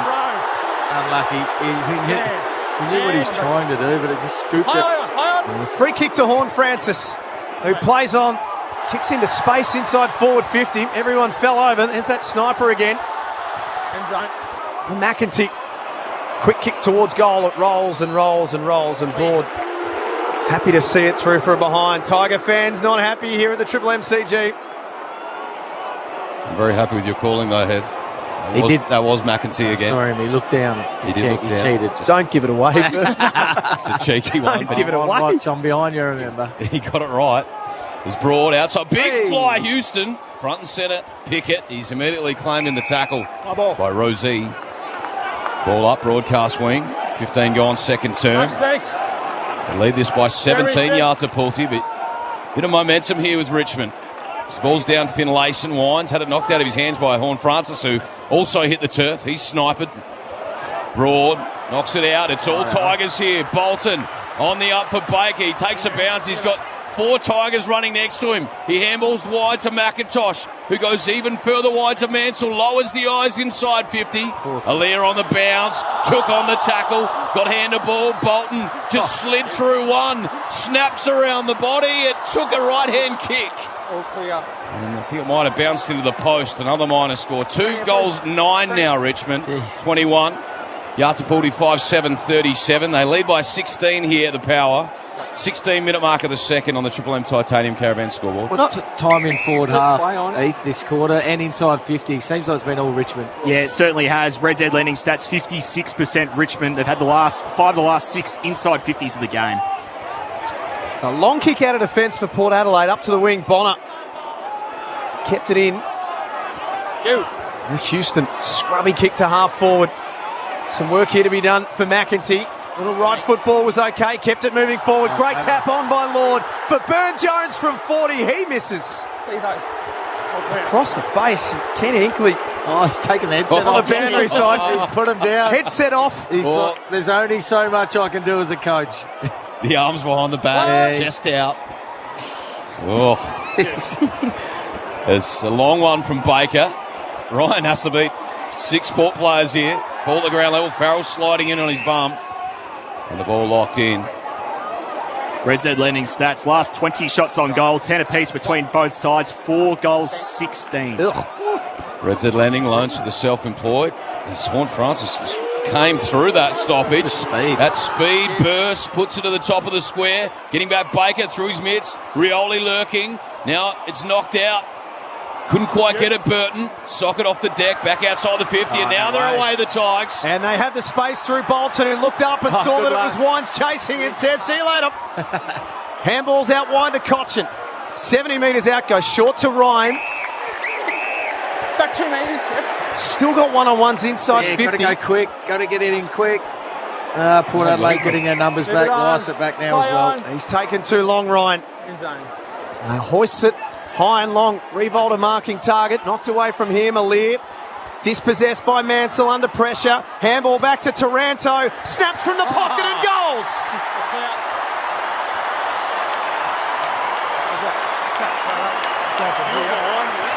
Tigers finally get reward for effort. They've done a lot right this quarter, but haven't been able to cash in until now. Taranto kicks his first. They're 3-9-27.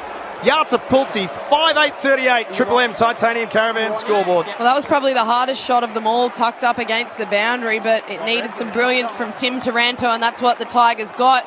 I'm just not sure. They've had overlap run the last 2 or 3 exits out of defensive 50, and they've had runners through the corridor, which they haven't linked up and used. They've gone wide. That time it was to Cochin. The time before it was on the far wing, and I feel like when you have the corridor and you have an overlap run through the middle, just chain up through hands through the middle of the ground, and then your forwards can lead either side, whether it's left or right. At the moment, they're just going in at such an angle coming from the wing that their forwards really have no option, and that's why they're getting such difficult shots on goal, but finally were able to convert one.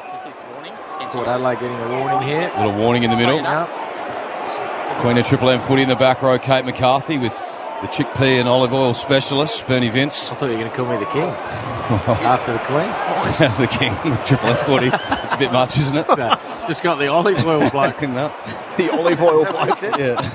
The car park operator. I switched off after you didn't say king. Sliding in, that was Mead. What is he, the car park operator? Not sure where that's from, but it's got in Toby. Harvey Norman, wasn't it? Have you got a car Harvey park? Norman car park. He might be lurking around in a car park trying to offload some best and fairest medals or something like that. 60 metres out here from the City goal. Attacking end for Richmond. They've kicked the last 2. Margin back to 11 here at the MCG. Ball down. Front and centre Prestia left it behind, and then on top of that one, laying the tackle, Lysette, ball knocked out, Wines. Couldn't get the ball to Horn Francis. Nankervis will keep it in. Did well. Horn Francis, that's a throw up to Rosie. Tucked in tight on the boundary. Nurses one over the top, and Mead juggles. Had to take it in one bite, but he juggled it across the line. 18 metres out here from Richmond's goal. We've just ticked into time on in the second turn. And Yartapulti yet to hit a major in this second quarter. They lead by 11. RAA around the grounds, Heath. What else is happening today, please? Yeah, straight after this, Adelaide v Brisbane at Adelaide Oval, Collingwood v North Melbourne, another game at Marvel Stadium today. Let it go. We'll keep you across both of those, of course. You can listen to every game on the listener app, LISTNR. Stand. Lycett across half back. There was a time where he was an automatic inclusion in this team, Burn, but not at the moment. No. That's probably not going to help his cause. Gives it straight back to Richmond. And they kick short to the wing. Graham tackled. Butters stood up in his tackle. Gave it up though as well. Nankervis brushed him off, and now Cochin heard a couple of voices at half forward and honours that. Bolton, one of them, has Graham riding shotgun. Kicks with the outside of the boot. It doesn't have the journey. It's marked at full back by Lear. Outside 5. Right on the last line, Alir. Play on. He's a bit indecisive. They don't look like the same side here, Yatapulti, that we saw in the first term. They had everything on their terms in this quarter. Richmond have upped the ante as Wines lays the tackle on Pickett. Right on the attacking 50 for Richmond. They'll have another ball up. Ollie. What's been the big change here, Kate? There's the pressure around the footy. They're being able to equalise Port Adelaide's pressure and then get some territory going forward. They've also been able to chain the ball really nicely around the contest with handballs. Cochin from the stoppage, got it out to short from a standing start inside. Rewalt got some separation. Laid a good bump on Jones and took it on the second bite of the cherry. 25 out directly in front. Well called, Timmy. He made good early contact on his opponent. He had Lockie Jones, a quick kick forward. He made, as you see in the Harvey Norman replay, real early contact, created separation. Nearly off the mark up, but grabbed it on the second grab. Been a bit of a quiet day for Jack, but should slot this one. For career goal, 772. What a career it's been. And this would be one of the easier ones for him. From directly in front, leans back. And that is an absolute moss. He has shanked it. He's only just squeezed it in for a behind. Well, the goal umpire had to look at the boundary umpire to see if that actually scored. That's bizarre from top of the squares type stuff. 3 goals, 10-28 Richmond. Yatapulti 5-8-38. 10-point buffer here to the Power. But they haven't kicked a major in this second quarter. If Jack Revolt's missing them from there, what chance are we in this second? Goodness me. Butters. Short kick for Dan Houston. Back 2 metres. 815 metres gain last week in the wet. Play on. And another big season for the Power. Good switch. Engineer that switch, as Burns said. McKenzie. So Horn-Francis on the wing. High contact. And that was just careless and unnecessary from Miller, Kate. Stupid. Like, he was running, he put some good pressure on the kick and then just lifted his arm. He was only ever going to get him high. No need to do that. 1v3 up the ground too. They won the ball back, Richmond, so very, very silly. A downfield free kick to Finlayson. 60 out from goal. Wants to square it up to centre half forward. Good kick. And stand. And Farrell stops and waits. Again, happy to go short, Port Adelaide. Horn-Francis. That's the line, Jason. You're right Put a fair leg on him, the young fella, but got some short options. They've been taking this short option, haven't they? Looking around, darting his eyes. Looks like he's going to have a shot now. He kicks to the punt road end. 4 goals, 3 for the season. Little heads-up play didn't come off, and short knew what was coming and intercepts for the Tigers. He wants to fan, and immediately he's got Martin, right half back. Not a lot ahead of the ball, but he's sprinting forward here, Baker. It's him in front of Horn-Francis. Oh, well done, Horn-Francis. Collected clean on the bounce. He's got a good set of hands. He goes into the spine. Tumbling ball to Lycett. The wraparound from Powell Pepper up to half forward. Good Mark Lord. He handballs off. That's Mead in 44. He goes from 55. It's into the pocket. He got taken out of it, Burton. No chance. Richmond free kick. It's going to be a Richmond free kick. Love to see that one on the Harvey Norman. Yeah, he went out and live. It looked like he went and pushed Grimes almost in the guts as he came back. He had eyes on the footy, so that gave the free kick away. I think it would have been fine if the Port Adelaide player did keep his eyes on the footy, but took his eyes straight off it and just looked straight at Grimes. Don't miss it. Harvey Norman car park sale for only 4 days only. Huge savings store-wide. Hurry end Sunday. 10. That's today. That is today. Should say today on the strip, shouldn't it? Yeah. We'll assume that they're open till 5, so you've probably got a couple of hours to get in and get organised. What time are we off air? Might have time to call in. And I park my car and sell my stuff as well. A couple of West End hats, but you're a bit hard up, Bernie, at the moment. You're hocking some stuff in the car park. Yeah. Tough times. Yep. Inflation. Interest rates. Yeah. Inflation, yeah. All the good stuff. And Taranto back to Martin. I'm not sure he's worried about interest rates, Dusty, but he is worried about losing the footy. Port Adelaide on the turnover. Burton in a one-on-one in the pocket. Free kick before that. Where the ball lands. Oh, that's a kick. That's Dustin Martin against Dustin Martin. He's hit. Is it Houston on the ground still getting up, holding almost his ribs? Is he giving him a rib tickler after he's got rid of the footy, Dustin Martin? I think he wasn't happy with the contact that he got, Dusty, and I think it was fair enough. It should have been a high tackle. He didn't duck. He was actually picking up the ball because he tried to balk the player on the mark, ended up taking it back and wanting to then have a shot or have a kick further up the ground, but he dropped it. As he bent over to pick it up, he just got smashed straight in the head, but no free kick. I've got a report there too. Keep an eye on that. Have another look at that. Downfield free kick to Burton. Tough shot. Right forward pocket to the punt road end. He poked at it. And squeezes it through only just for a behind. It's hardly flattering, this scoreboard. 5-9-39 Yata Pulte. Richmond 3-10-28. Triple M Titanium Caravan scoreboard. Less than 2 minutes before halftime. Play on. Could have been a lot worse here for Yata Pulte. Richmond have had the run of the play. They've kicked 2 majors in this second term, but a lot of behinds. How many behinds in total, Heath, on the Triple M Red Zets? Yeah, 19 between both sides. 2 goals, 12 combined in this quarter. You look at Rewaltz, you look at Dustin Martin's set shots, like they're all very, very gettable. They'll probably get them 9 or 10 times out of 10 normally. This is claimed in the tackle here, Bonham by Nankervis, who's got his arm in the air, looking at the umpire, pleading, give me a free kick. He's not going to get it. He'll have a ball up. Left half forward for the power. Lysette taps it out the back. Houston, bit of time to just jam one inside 50. Off the shins, ricocheting off Young and out of bounds. So 40 metres around Port Adelaide's goal. Can they squeeze one late in this term? 1:24 left on the clock in this first half. Ball back into play. The big men go to work. And Curvis to the front, trying to reel that one in short, couldn't quite. Diving on top, the tackle by Baker. Ball knocked out now, Rosie. Handball up. And now Butters around the body from 40. It's a high ball out to the other pocket. And he's missed everything out in the full. Move outside 5. 19 combined behinds in the first half. He's outside 5. Had a few on the full as well. Play on. Bizarre. Bolter from defence. Kicks up the Shane Warne stand side. Stand. Houston intercepts for Yata Pulte. Clock down to 50 seconds. Move it on. Play on. Forced to go with a long ball. Inside forward 50. Power Pepper crashed the pack, made a contest, and then Butters up. Picked up his own crumbs, and his kick was smothered by Baker. Throw it in. And then Power Pepper gives him a pat on the back and said, good smother. Good smother, mate. Well done.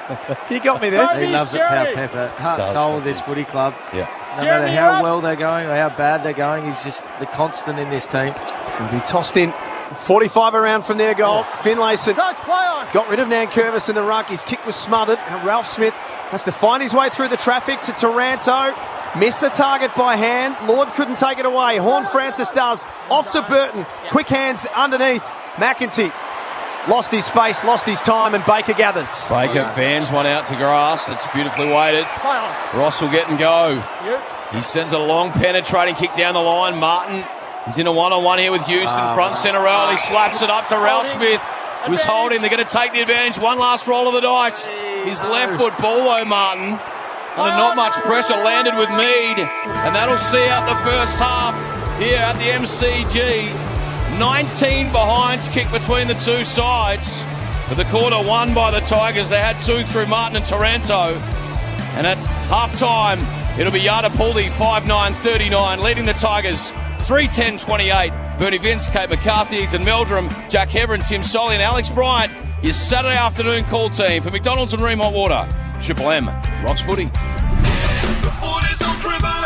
That quarter for Titanium Caravans. Titanium Caravans are built to tackle Australia's toughest conditions. Visit titaniumcaravans.com.au. For Ream Hot Water. Triple M rocks footy. Built tough for Aussie conditions. When it comes to water heating, ask your plumber to install a Ream. You're listening to Triple M Footy across the Triple M network. We'll be back shortly.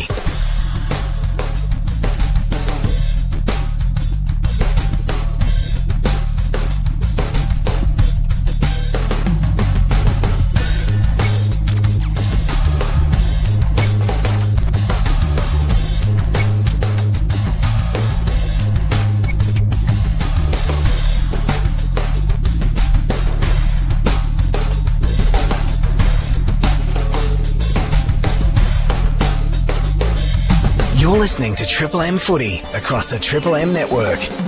We'll be back shortly.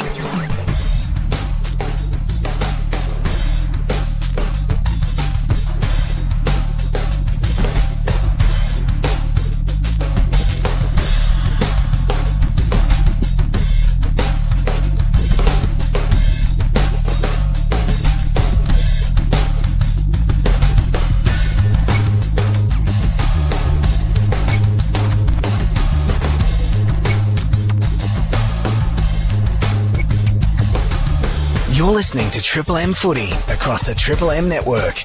We'll be back shortly.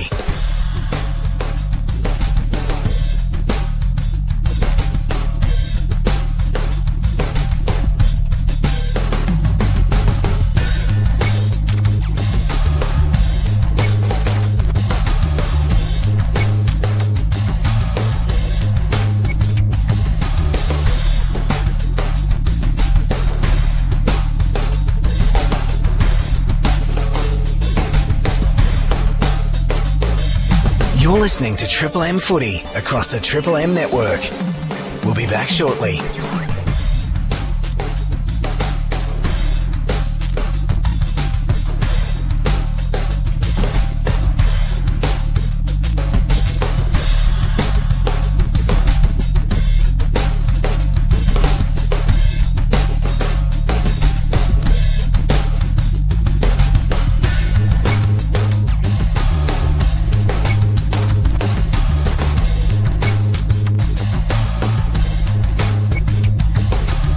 You're listening to Triple M Footy across the Triple M network. We'll be back shortly.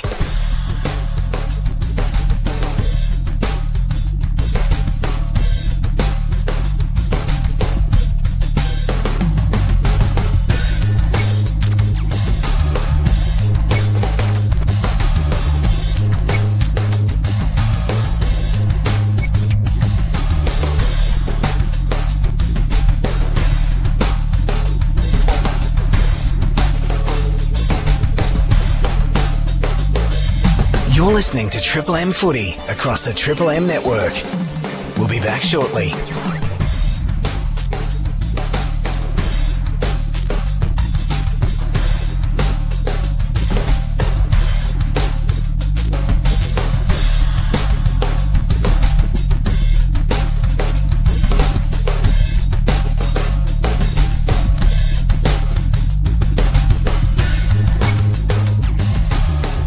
Shut up! The footy's on the radio! Triple M rocks footy. This halftime break for Sterling Homes. Whether your budget is the size of a ruck or a rover, Sterling Homes can design a custom home for you. It's Yardapaldi 5-9-39 leading the Tigers 3-10-28. It was a 5-goal first term for Port Adelaide, but they were kept goalless in that second quarter. Goals to Martin and Taranto, and the margin back to 11 points. Now, this is the halftime break for Sterling Homes. Whether your budget's the size of a ruck or a rover, Sterling Homes can design a custom home for you. Some of the big stats that mattered from that first half, Ethan? Yeah, a lot of numbers in Richmond's favour in that second quarter, plus 17 disposals, plus 21 uncontested ball. They had less inside 50s in Port Adelaide, but only the 13. But from those 13, 10 shots on goal. The problem was just that conversion in front of goal. From inside 40 metres, where the conversion rate is up above 60% in the AFL, 1 goal 6 for the quarter for the Tigers. 0 goals 6 from that 30 to 40 metre range, so really wasted a few chances. Leading the way for the game, Tim Taranto, 18 disposals and a goal. Prestia, 16. Toby Nankervis, number 1 ranked player for the Tigers, 15 disposals. That's his career average, being really good in the ruck. For Port Adelaide, really even spread. Butters, 13. Wines, 13 and a goal. Horn Francis, Farrell, Rosie and Powell Pepper, 12 disposals all each. And while I got you, Heath, RAA around the grounds, RAA ensure with the local team who supports you and your Port Adelaide Football Club. Some other big games today. Yeah, straight after this, we're heading to Adelaide Oval. Adelaide v Brisbane. That's a big clash. Both sides vying for a top 8 spot. Collingwood v North Melbourne as well. The other game today at Marvel Stadium. No late changes in that game. That kicks off in about an hour. Kate McCarthy and Bernie Vince in the back row. Guys, it looked like all Port Adelaide early. We were talking at quarter time, it was going to be Port by how much, but Tigers fought back well in that second quarter. Yeah, I said how important the start was, this first 5 or 10 minutes in terms of Richmond, because it was, all, as you said, all Port Adelaide. I looked at that little smell about it I spoke about, that if Port Adelaide got off to a fast start in the first 10 minutes, it could really blow out. They've been blowing teams away, scoring really fast. So to Richmond's credit, they fought back, got clearances, and they played the game in their half. And I know they only had 13 inside 50s, but they looked dangerous every time they went in. They just couldn't bloody kick a goal. Some of the misses they had from set shots, like Jack Rewalt, 30 out, directly in front, nearly kicks it on the full. Dustin Martin on a slide angle, again, probably 30 metres out. He misses by a fair margin as well. There's other opportunities. They just can't convert at the moment. But right back in this game from a contest point of view, which I think Andrew McGualter will be very, very happy about. Yeah, and on top of that, they're winning the contest, or at least equalising the contest, but then they've been able to chain the ball out through little handballs around the contest, and then a number of times they've just been running in waves through the centre of the ground. So Port Adelaide defending probably not the defensive side of the contest in that second quarter, probably running a little bit forward of the contest because they were winning it so much in that first quarter. So might just have to tighten up their defensive work through the midfield a little bit in this third term to then get the game again back on their terms. Let's look at some of the key matchups for fielders. If you can imagine it, you can do it with fielders. Some of the matchups that have caught your eye. Yeah, through the midfield, it's sort of been a tale of two quarters. Port Adelaide were on top early, and I know the clearances, centre bounce clearances in that first quarter were pretty even, but the way Port Adelaide waltzed it out of the centre bounce was becoming a real concern, because that was just uncontested, inside 50, and they were hitting players up. But to Richmond's credit again in that second quarter, they were able to nullify and win a few themselves right from the start. They started very well, got the first one out pretty easily, and then from there, it's been probably pretty even, I would say, through the middle. I know the numbers, Taranto's had a heap of the footy. Wines has been very good through there. You've seen Butters have a real influence as well. So they've all had their moments. I'd call it pretty even at this stage.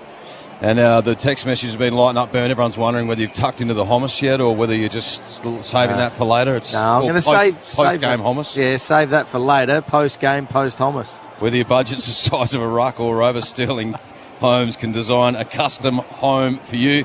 Time for the halftime segment. Amy Clanger, who covers Clangers on and off the field. Amy does. This happened in the first half. Kick down the line, Pickett. He got it off quickly to Bolton. Slippery. Got it out to Rioli, who arches the back. Takes a bounce. Gets inside 50. A long-range bomb, but it's out to the left. There's a sniper out there. What's going on? There's people falling over everywhere. How's the impact on the effects, Mike, when that umpire hit the ground and straight away? Can I get another sound of that? That was a heavy fall. He got the speed wobbles and just straight down trying to keep up with Daniel Rioli. And Rioli went down as well. Someone's potting people out here. How did that noise go again, Kate? I like it. There's no one around him. I thought when he went down, I was thinking, someone's bumped into him. Nut just went down all on his own. Yeah, the Clanger was on the field this time, not up in the box. We love that, we love it when it's not in the box. We love it when it's out there on the ground. Yep. It's halftime here at the MCG. Yardapaldi 5-9-39, leading the Tigers 3-10-28 for McDonald's and Ream Hot Water, Triple M Rocks Footy. It's time now for a news update with the biggest, the baddest newsreader in the business, big boy Matty Leighton. Thanks very much. In a race against time to prevent a potential default in the US, President Joe Biden and House Speaker Kevin McCarthy have struck a deal in principle to raise the $48 trillion debt ceiling. The deal, which aims to raise the debt limit for 2 years and avoid future standoffs until after the 2024 presidential election, now faces the challenge of gaining approval from the divided Congress.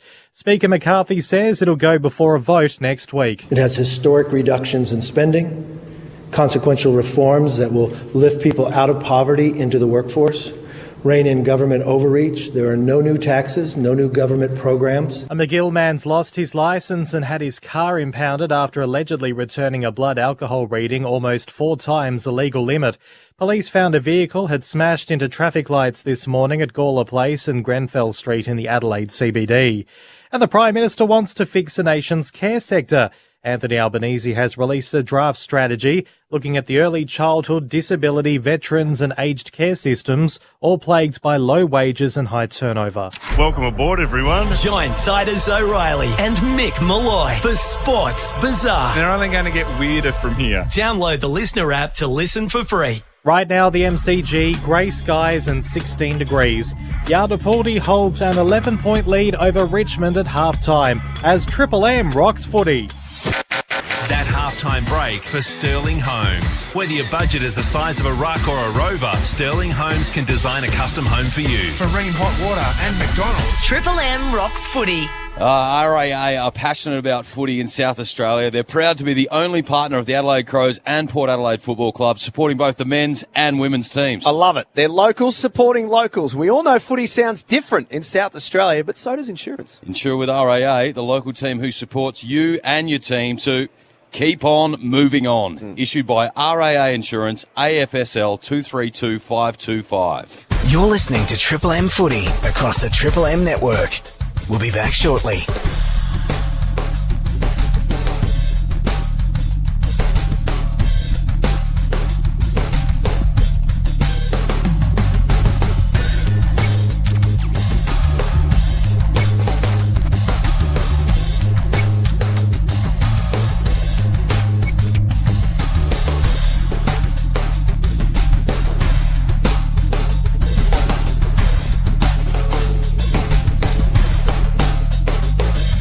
You're listening to Triple M Footy across the Triple M network.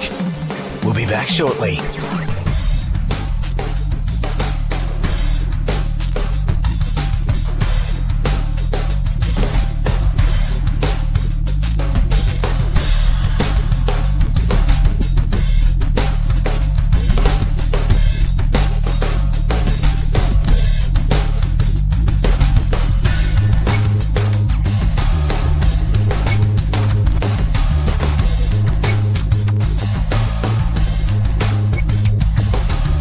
You're listening to Triple M Footy across the Triple M network. We'll be back shortly.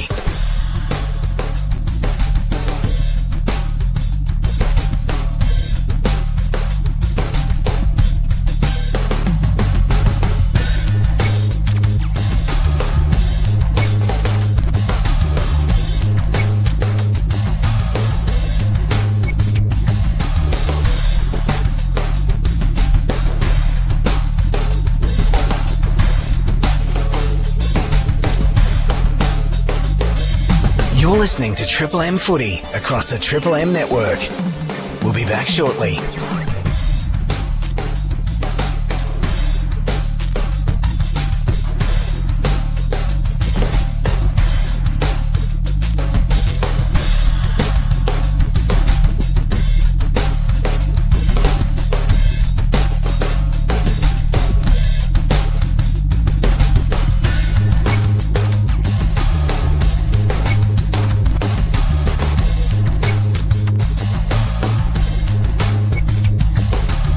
You're listening to Triple M Footy across the Triple M network. We'll be back shortly.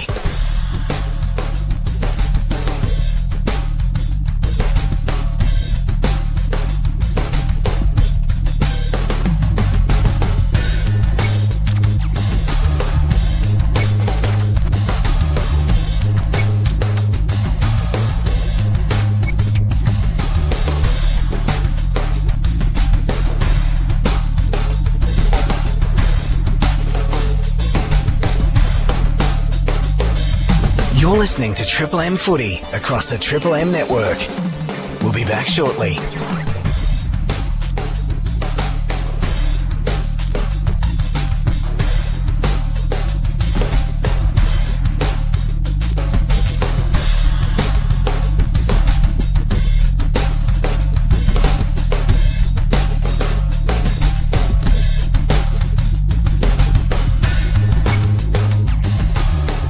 Shut up! The footy's on the radio. Triple M rocks footy. This quarter for Beacon Trade. Beacon Trade's here to partner with your business with Australia's biggest range of downlights. Beacon Trade. Let's make light work. Half time as the rain starts to come down at the Triple MCG. Yartapulti 5-9-39 leading Richmond 3-10-28 third quarter. Not too far away for Beacon Trade, who are, of course, here to partner with your business to make every tradie's job easier. Join Beacon Trade for an exclusive trade prices on Australia's biggest range of downlights. Beacon Trade, let's make light work. Bernie Vince, Kate McCarthy, Adelaide Brisbane is a game that interests me. That's where we're headed next on Triple M Footy. What are we thinking? Yeah, very excited for that game. I think two teams that are going very well at the moment, and two teams that typically play really well at home. So Adelaide has that home ground advantage. Obviously, Brisbane's so good at the Gabba and don't necessarily travel really well. So I think that brings Adelaide back into the picture. But Joe Danaher flying at the moment, and Brisbane's midfield, I think Josh Dunkley has really found his spot there. Took him a little while to get used to Brisbane's method, but the way that they're moving the ball, and obviously Daniel Rich as well back for the Lions after a couple of weeks out with a calf. But Adelaide going well. They had a down week last week, so I think they'll be looking to regroup after that loss where they virtually didn't turn up in the first quarter and weren't too happy with their performance. But like all good teams, and they are a good team at the moment, I think they'll come back and put a good performance on the board. I think they're ahead of schedule on their rebuild, Adelaide. I think they've surprised a few in how well they're going. In saying that, they've been sort of good in defeat, haven't they? They only won one of the last four. Come up against, it's been a really tough month actually for Adelaide, but they've impressed. They had Geelong down at Cardinia with a pretty full strength side down there for Geelong. So, and only got beaten by 4 or 5 goals. Pretty good effort down there. They beat St Kilda. Tough one again here, Brisbane. They lose by a point to Collingwood as well. They should have won that game. There's been a couple of games they just haven't been able to put the opposition away. So, been very good, but they need to start converting. If they think they're going to be a finals contender or even make the finals, you've got to start converting wins. And this would be a big win for Adelaide. Very good at home, Adelaide. And Brisbane, the question marks there still around what they're like away from Brisbane. 7 in a row as well. They're on fire as well. They're a bit like Port Adelaide. Well, they're exactly the same as Port Adelaide at the moment. So, tough one to sort of read. I think Brisbane in a tight one, though. Probably Brisbane, but we called him in last week in Ballarat, Burn. Without Taylor Walker there.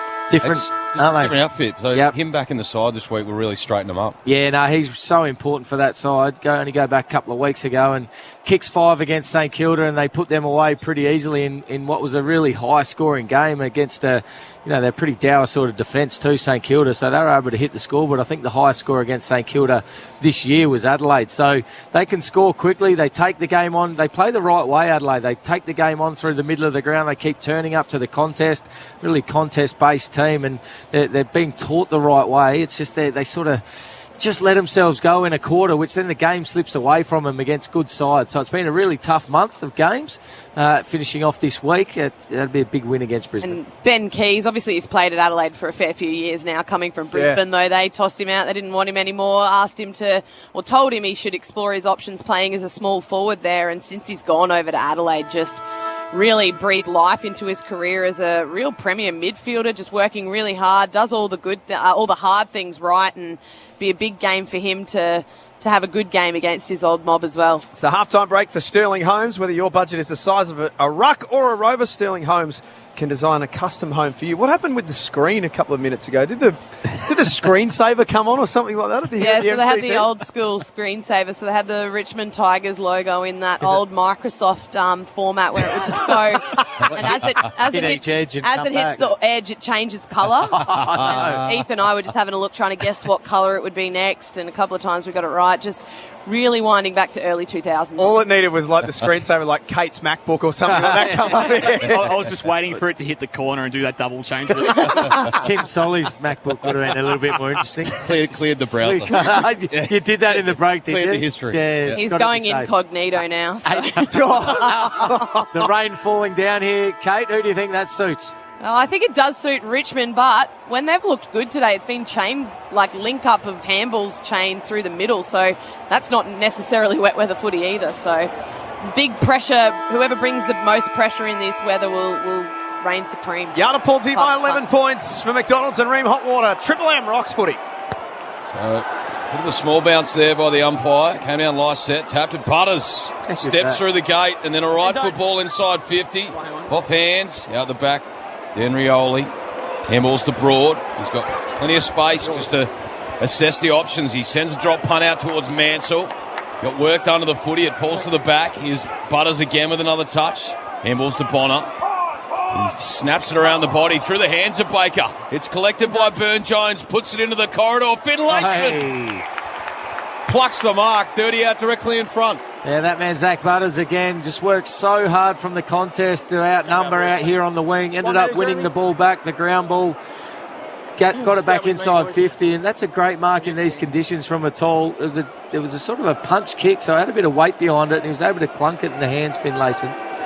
He's had some funny shots to this end of the ground, the city end. He pokes at this kick. The umpire works to the left, and it's another behind. What's going on here? So now 5 goals, 10-40. Richmond 3-10-28. That's on the Triple M Beacon Trade scoreboard. Beacon Trade here to partner with your business with Australia's biggest range of downlights. Beacon Trade, let's make light work. Gee, Richmond trying to play dry with a footy with that kick in and almost cost them. What about Jeremy Finlayson's last few weeks? He kicked 1-4 in round 8, 3-5 in round 9, 2-2 last week, and 2 behinds today. He's getting plenty of looks. That's a positive, but he's been the main focal point, obviously, with Dixon and Marshall out. But just going back to that centre bounce, way too easy again for Port Adelaide. Oh, Willem Drew won that stoppage pretty clearly as well, but his kick out of bounds on the full. Becomes so important too, yardage in conditions like this. So centre bounce becomes crucial to be able to play the game in your half and then trap it in.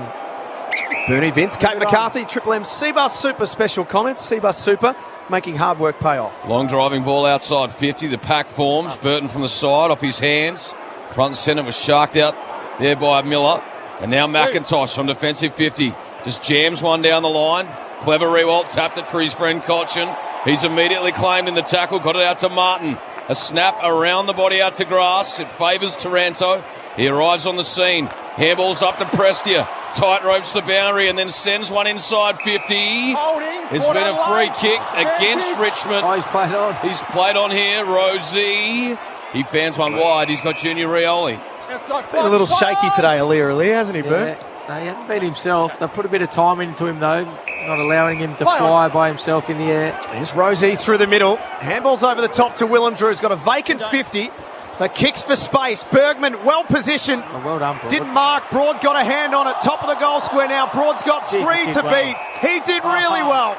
That's so good. A 1-on-3. Broad spoiled the mark. Forces a stoppage and stops a certain goal. He had the ball in one hand and he had Bergman in a headlock with the other. And he just forced the stoppage. That's just desperation. Drew from the stoppage.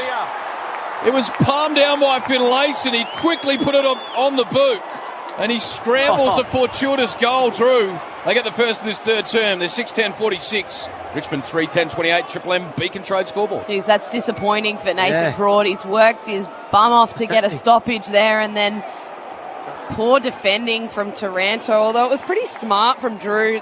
He had him in, sort of had body on, and then Drew just threw the left shoe out and it rolled through, but got to get goal side, though. Got to get goal side, Taranto. He was on his goal side, Richmond's goal side. You can't allow a player to have a free run at it like that. I know he didn't take it cleanly, but all he had to do is throw his boot on it, Drew. That's what you want. He's trying to match up on Taranto around the ground a bit here, Drew, and that's what you want when you're running with someone. Alex Bryant for Bob Jane T-Marts. Well, remember when I said it wasn't going to rain? I lied. It's been raining for check the app. It was raining for about the last 10 minutes. It is getting heavy, I can confirm, but I've got the Triple M beanie on and a great attitude, so don't you dare worry. Oh, yes. The attitude's the important thing there, Alex. Well done. Always brings a good attitude, Alex. Martin takes a chest mark inside forward 50, used his body nicely. Centre bounce clearance again. They're so crucial in weather like this. This is what he's had trouble with this afternoon, though, finishing it off, goal kicking. I'm not saying anything. 1-3. Clock down to 5 seconds. The Tigers kick to the punt road end in this third quarter.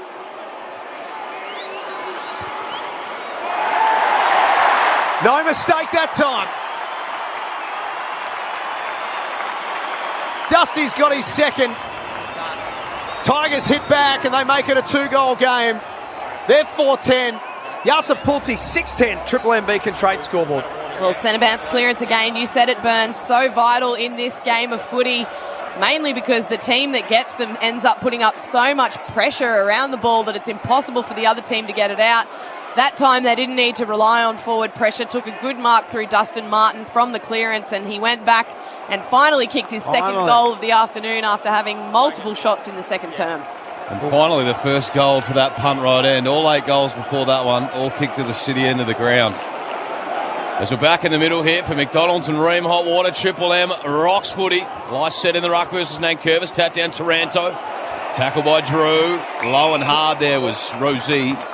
Heath just got a little bit excited there on his computer when you said that stat, Timmy. Was he not right, Heath? No, there was one goal to Richmond. Oi! Must have missed it. Oh, there was the first goal of the game. Spot on, Heath. He was all over that. Jones. A piece of you, Timmy. Just pipe down in the back row there, you guys. Just had to hold him back. I would have got away with that, Burn, if you didn't say anything. As Drew from the stoppage, handballs inboard. Burn-Jones feeds it out to Farrell. Long left foot drop punt up to the 50. The Spore came. Couldn't collect front centre McIntosh. Now Horne-Francis got it up. That's his friend there in McEntee. Couldn't find him. And then Taranto up for Grimes. A big high wound-burning ball. Graham and Jones. Ball over the back. Collected by Bonner.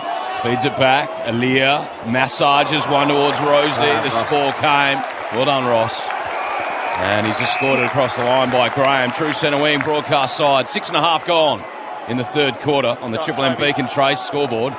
It's Yultapulti, I should say. Lucky the Clang has been by 18 points. Yes, but enough will be on next week, so we can have a 3/4 time Clanger, can't we? If it's that good. That wasn't that good, was it? Oh, I liked it. You like it, Ben? Yeah. It was short. Stand up as well. You've got to be careful when Burns in the box and you make a mistake. He's writing everything down with a pen. Advantage Port Adelaide. Farrell through the middle of the MCG. Kicks to a 3-on-2. Inside forward 50. Finlayson got rid of his man. Now Broad was buffeted off the ball. Ralph Smith, last line back for Richmond. Goes to Grimes. He had the wheels spinning in the mud for a little bit there. Bolter. It's a short who kicks off the ground, but cleared the area, bounces off the chest of Lysett. Farrell can reload from 60. Good kick. Short option is okay. Burn-Jones from just outside 50. Stay out, Connor. Play on. Looks to go laterally to Bonner. And then he's got an option in the pocket if he gets back quickly, and he does. There's some loose checking from the Tigers, and Zach Butters with a chance to kick his first. Right forward pocket, City end. Probably not the player you want to leave on their own inside 50, just with the confidence that he has at the moment. Really poor checking it was from the Richmond Tigers. Just left him. He didn't even have to move, wasn't really leading, standing in the pocket on his own. Certainly wasn't Bolter's man either. He was looking around going, well, who is this? He had to come up and stand the mark, but it wasn't his fault. 41 disposals, 9 clearances and 2 goals last week. He's had another good afternoon today. Tough shot in the rain. Oh. He's some sort of player. All clear.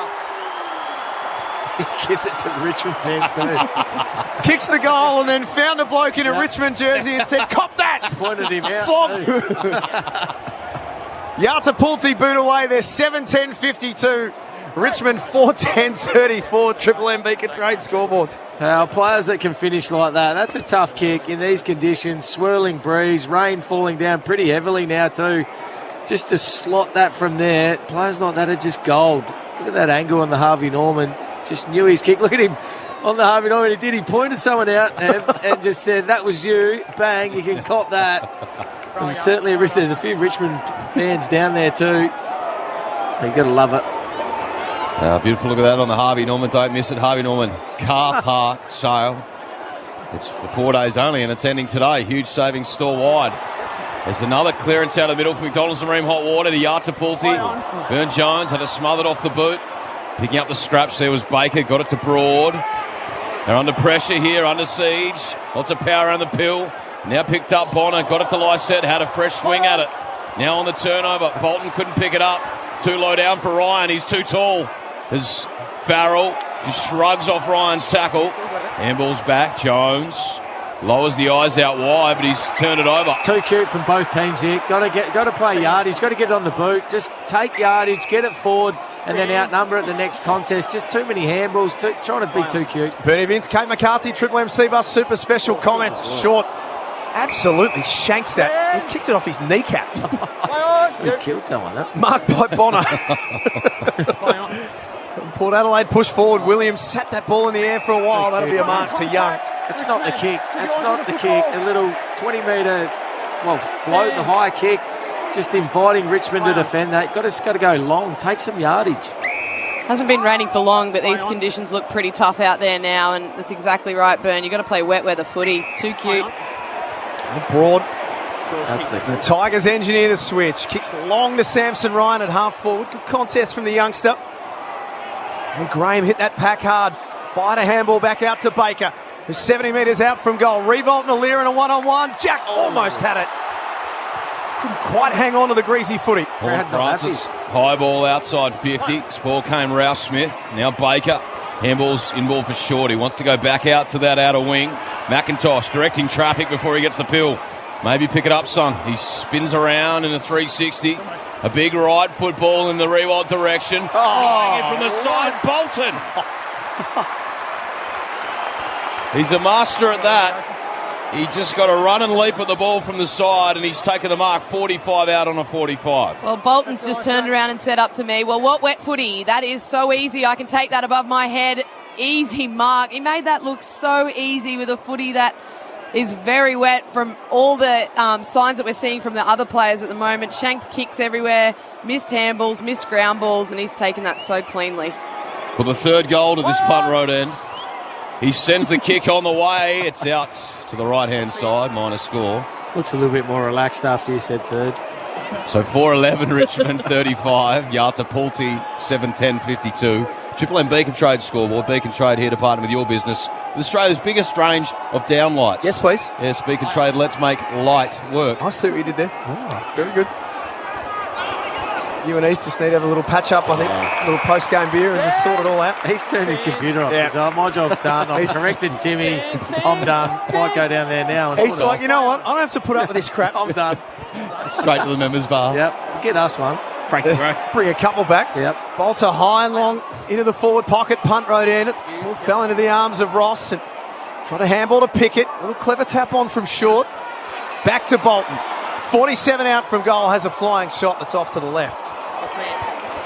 Richmond continue to pepper away. 4-12-36, play 7-10-52. Triple M Beacon Trade scoreboard. Red Z Lending stats. Jay Bolton starting to get involved now. 16 disposals, 8 score involvements. That's a game high. Number 2 rated player in the competition over the last month. Only Zach Butters is ahead of him. Ooh, Red Z Lending, loans for the self-employed. REDZED.com.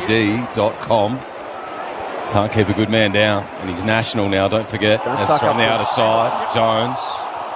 That's Mead in the 44. Got the handball out. Ralph Smith. The mud flat flowing. He handballs inboard. Prestia. Handballs out the back for Baker. Got a bit of protection there from Grimes, and it might have been high.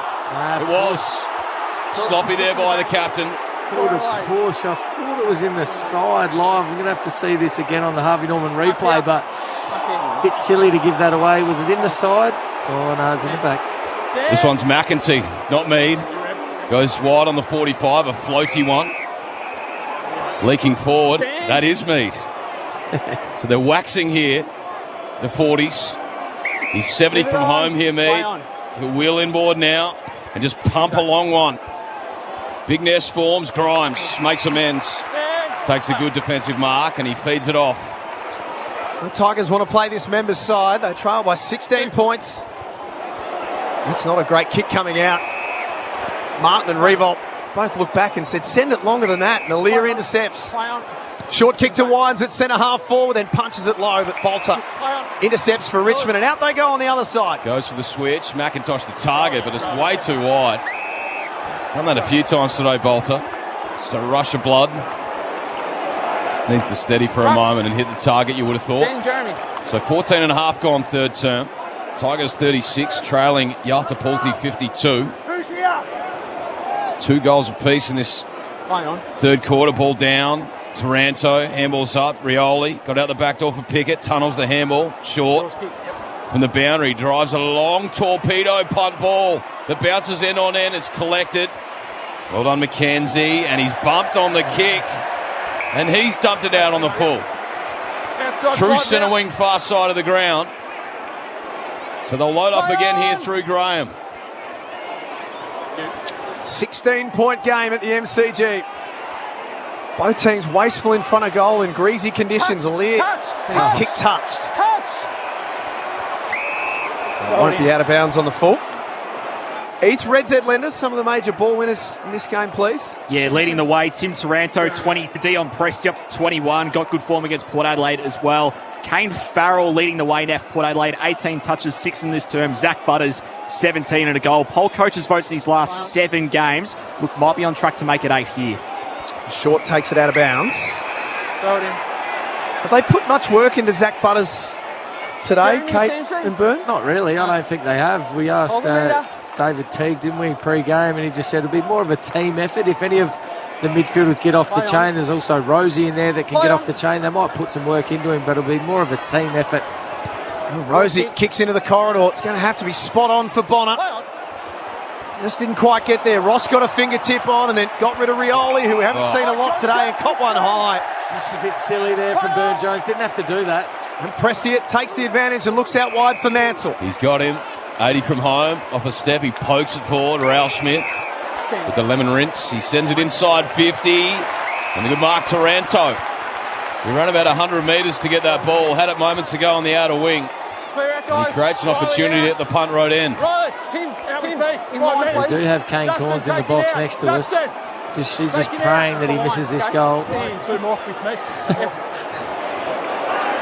So he's going to wheel around, open up the goal mouth. Long snap. He snaps it from 40. Get in there. Get in there. Get in, says Bernie. And he does. So Taranto hits the scoreboard.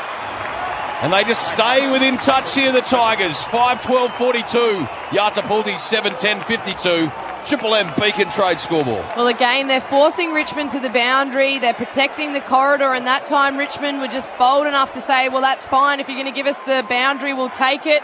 Had leaders all the way around here, and Tim Taranto, as you said, Big Tim, worked his way all the way down, and really good engine to get on the end of that one for a goal, and beautiful finish as well. But they have made it tough for them. They're giving them the boundary, making the shots on goal a little bit more difficult, but at the moment, they're kicking the difficult ones and missing the easy ones, the Tigers. Big day from Taranto. 24 disposals so far, 7 clearances, kicked 2 goals. That's a big day for a midfielder. Just hold that up to Cornsey in the box next door. Would you say that would qualify him for the top 150 players in the competition? Probably 148. Yeah. I won't hold it up. I'll just go in and see Kane. Port Adelaide free kick out of the middle. Houston kicks a long ball. There's Bergman. Sharks off the pack. In fact, it's Horn Francis. It is Bergman, sorry. It was touched. He's called it a goal. Hang on a second. Hang on, look at the Richmond players. They're going off. That'll get reviewed. Look at Baker. He wants a review. He's pleading. I thought I saw the umpire signal touched as well. That's why I called it straight off the boot. They look at everything. They'll have a look at this. I don't know why the boys are carrying on. They will have a look. Bolter is losing his mind. Yes. They need time to look at it. You see how long goal reviews take. If the umpire bounces it, she's game on again. Harvey Norman replay. So Bergman had the shot young. Been checked now, but we're set up, ready to go. It looks like the finger bends here a bit. Yeah. Yeah. That's touched. Okay. Yeah. Talk us through it, Kate. Yeah, it's obviously blocked a little bit by his head, but you can see the left hand of Young The pinky flicks up. and the ring finger. Flicks up as the ball passes. The Bronxies. So now the footy's got to go all the way back. And look at Bolter. He's saying, I knew it the whole time. The whole time. So instead, it'll be a behind and an 11-point game. Triple M Beacon Trade scoreboard. 8 minutes remaining in this third term. So Brody, kick-in duties. He's going to look out to the outer wing and then low, short squirting ball finds Rioli. That is good, though. That's when you want the score review to be used. I know that it doesn't necessarily have to be referred to it to be used. So good of them to take the time to review it and then get the right decision. Off hands on the central wing. Houston dishes back to Farrell. He wants his left. He floats one down the line. Back with a flight Ross. Couldn't stick it. At ground level, sliding in there was Broad, and he knocks it towards the boundary line. 20 minutes gone, third term. Tigers 5-12-42, trailing Yatapuldi 7-11-53. Triple M Beacon Trade scoreboard. Beacon Trade here to partner with your business with Australia's biggest range of downlights. Beacon Trade, let's make light work. Houston's got Bolton. Bit of a holding pattern this game at the moment. 11 points the difference, as Big Tim said. Next goal important for both teams. This Horn Francis. Handball back, put Williams under pressure, who went to ground. Umpire said no prior. You can hear in the effects, Mike, the Tiger Army are lifting. They know that their team are close. Nice hands from the stoppage. Horn Francis to Houston. Kicks with no real method into the middle. Powell Pepper had it knocked away from him. Rioli picked it up, handled it like it was a dry ball. He grubbed it inside 50. Nice gather from Lord, who tried to handball to Powell Pepper. He was tackled. Bolter did well. Got it off to Bolton, and the Tigers get away. It takes a bounce, if you don't mind. Then he's looking corridor. Taranto there, flying over the top. Horn Francis brought it to ground. Then he's gang tackled by Rioli and Taranto. Ball up. 80 metres from the City goal. Attacking in for Yatapulti. As the yellow was back up and down. Lysette down. Butters had a little falcon for a moment. Powell Pepper tried to crash through as always. Couldn't get through Nankervis. Ball up, 55 out from the power goal. Keep that one, matey, guys. So 2 goals apiece this term. Real arm wrestle, as Hev said, out of the stoppage here. Bolton just worked it forward, did well. He's going to get it back here and then drive a long one to grass. The big one-on-one, Ryan! Go through. Yeah, go through. A one-on-one with Burton. And a good bit of forward craft there, Kate.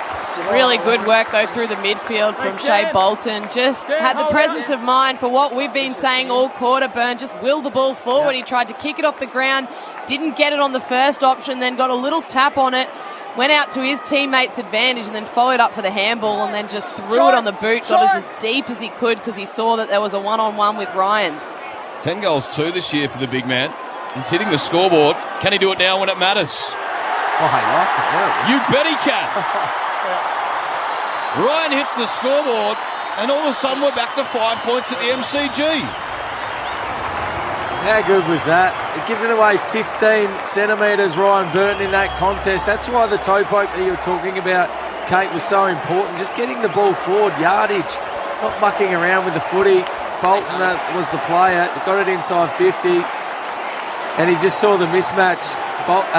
Burton had to come off his opponent and take Ryan in the air, and it had danger written all over it once it got in the air, and he just nudged him under the footy, took the mark, but more importantly went back and kicked a really nice goal in the context of this game. Big goal, big time mark and goal from a young player. 11th game of footy today. He's going to be a big part of their future, you'd think, Samson Ryan, Kate. 206 centimetres. Big boy. For McDonald's and Ream Hot Water, Triple M Rocks footy. And a clearance again. Smothered though, winds. Closes down the space for Short, went back and got it and showed good composure. Left foot ball out to half back for Ralph Smith. Tigers are building here down the members' side. Dan Curvis. Off to Graham, and now Ralph Smith follows up that run. He was bumped as he kicked. Ryan camped underneath it. No mark taken. Big ball here for Williams for Port Adelaide. He got it on the boot and kicks a high up and under, back up to that members' wing. Finlayson fists it towards the boundary line. It rolls end on end on end. And out of bounds in front of Riley Bonner. A 5-point game. Triple M Beacon Trade scoreboard. 5 minutes remaining in this third term. Red Z lending stats not getting a lot of bang for their buck. Port Adelaide, they're plus 11 inside 50s in the game, plus 4 this quarter. They trail this term by 6 points to the Tigers. Ball back in, Nankervis Lysette, tap to the front. Bonner's there, he's tackled, but he got the kick away in time. Big one-on-one here, Finlayson with Bolter. Ball to the deck. Front and centre there, it was Mead, couldn't quite get a hold of it. Well done, Bolter. Yeah, really good work from him. Great contest for starters, and then the follow-up to win the free kick. Brilliant. So he wins the one-on-one, Bolter. Junior Rioli today, Heath. Junior Rioli, just the 4 disposals, least of any Port Adelaide player. Long 60-metre drop punt here from Bolter. Ryan brought it to the front. Clever. Taranto out to Bolton. He sends a high one back in the corridor. Rewalt flies and then off hands. Horn Francis at the 50. He got tackled by McIntosh. Ball came out wide. And now the Tigers will build through short. Needs to find a target inside 50. Look for one, but Alir got a little fist in that was important. Picks it back up. Got the arms free and uses Farrell on the way out. Pinpoint pass has Bergman. They're out here. Outer side wing. He's got a man on his own inside 50. Went with a shorter option. Interesting. Nankervis got a body on, and that was just enough. And here's Ross for the Tigers. He goes long to half forward, searching lead. Dusty. Oh, the Rolls Royce drops it. And now it's picked up at ground level by Bonner. Darts one on the 45. Rosie. Oh, he's got a man all, and he's Pat Malone to the 50. Who is it, He Timmy? turns there, McEntee. Drives a short one, and Norm Francis takes the mark. 40 out on a 45. Jeez, I thought they'd buggered it up, Port Adelaide, when Bergman. They had players out inside 50. They just needed a short little 15, 20-metre kick to get it to him. And, well, they buggered it up once, but they won it back again off the back of Dustin Martin. You don't see that too often. Drop the chest mark going forward. But Port Adelaide then were out again. Sort of end-to-end at the moment without scoring too much. It's a good game. You're in my head, Hev, too. McEntee, they got me. It's Horn Francis. Important goal, this one. He starts at left. That's not coming back. It's helped through right on the line. Minor score. They move to 7-12-54, the power. Richmond 6-12-48. Triple M Beacon trade scoreboard. Starting to open up this game in this third quarter. It has been a bit end-to-end the last 5 minutes, but a little bit less contested, and Richmond's ground balls have been really good the last 5 minutes. Wet footy, they've been given their first gives, picking it up nice and clynely. Kate McCarthy, Bernie Vince, Triple M C-Bus, super special comments. Play on! Port push forward off the kick-in. Houston receives a handball from Lysett. He's 55 metres out, looks into the pocket. His target in Lord fell over, got back up. Ball spills back into his arms. He handballs up in the air, short. Just got rid of it. Bergman heard a voice backwards. Nankervis got him and buried him in a tackle. Great tackle from the big ruckman. Great follow-up. Just saying now, let's just slow things down a little bit. It's been pretty hot, this footy. Going up and down the ground a little bit, back and forward. So let's just slow it down, go long down the line. Nank's been good today as well, been all over the ground, taking intercept marks, competing where he can, and then getting back and laying tackles like that. Really good work from him. What are his stats today, Heath? Big Nank? Yeah, 21 hit-outs, but around the ground, 19 disposals, 11 contested possessions. That's a game high, 6 tackles as well. Lysett? Scott Lysett, Red Z lending stats, 13 touches, 5 clearances. Been a pretty good battle, that, hasn't it? Nank might have the wood at the moment as the ball's back in, broadcast wing. But worked under that one, Nankervis. Sliced it on his back, got it out. Bonner took on the tackle from Taranto, slung to the turf. Got to be careful. They'll have a ball up right half forward here for Yada Pulti. 28 minutes gone, third term. At 2 minutes left in this third quarter. Can they squeeze a late goal either side, make this really interesting? As Butters got up to his mate Rosie, tight ropes the boundary, handball forward Bonner at the 50, took him on, handballs back towards Rosie, he's dodging back, got around Bolton, snaps, bounces into the hot spot, it's through the hands of he got a little flying shot, McEntee on his left across the face. And bounces out of bounds. It's got really in my head. It's got you. Oh, I was coming into this one solid. It's just got me. The McEntee duel. Fair bit of it, McEntee, today as well. Just tested you out. Just believe in yourself, Timmy. Back yourself in. Bergman's handball intercepted, broad, back pocket, flipped it back. Rosie there for Port Adelaide. Butters taken out. Umpire said no free kick. Good umpiring in the wet. There's a few throwing their heads back at the moment. Kate, umpire's not falling for it. Yeah, Richmond's pressure looks hot at the moment. Heath, what's it sitting at? Yeah, last 10 minutes, pressure factor up to 232. Of course, the AFL average there is 180. Minute 16 left. Mead handballs back to Rioli. Ball fell in the arms of Drew, who has a flying shot. All clear. Across the face for another behind. A 7-point lead to Yata Pulti. Out, please. 29 minutes gone on a cold, wet and gloomy Sunday afternoon at the Triple MCG. It's all on the Beacon Trade scoreboard. Don't forget, it's a new season for the McSpicy range at Macca's for a winning kick after the siren, available after 10:30am for a limited time. We'll slide through. It's the kick out. The mark's been paid to Taranto. Almost plucked it out of the hands of Williams. It's been paid the mark at left half back. He sends it on the right, slipper down the line. Rewalt the target. Had the jumper pulled for a moment, but The support arrived through Burton and fisted out of bounds. You like Burton in the back line, Byrne, or you like Bergman up forward? How would you be rotating that one? Well, Burton started forward, didn't get much of the footy, kicked the goal early, but wasn't getting a lot of the footy, so he's now going back. He's got the Dustin Martin matchup. I like him back. It's a ball down Nankervis, good tap. Bolton at the front, bit of time, wheels onto the right boot, sends it up to the 50, big one-on-one. Rewald to Lear, ball came to the deck. Numbers here with the power. Houston, little kick Williams, tumbles it out Rosie, and he's got a man driving by in Burton. He brings it back in board. Plenty of time for the power if they go, and they do. Lycett, handballs to Drew, I should say, through the middle. Short kick, he's got McEntee. Just outside 50, didn't blaze away. Kick's gone about 6 metres. It's in everyone's head, McEntee. You saw he was going to be next in the chain there, but you got you know what? Had to call him early. It doesn't hurt to check. We're on radio, Byrne. No one knows that I look down, except for you bloody dobbing on me all the time. No, he was in the chain and you sort of went a touch early. Here's Bergman. From outside 50, off to the right, and we have got ourselves a game set up in this fourth quarter. 3-quarter time at the MCG, 7:14, 56 yards to Pulte. Richmond 6:12, 48.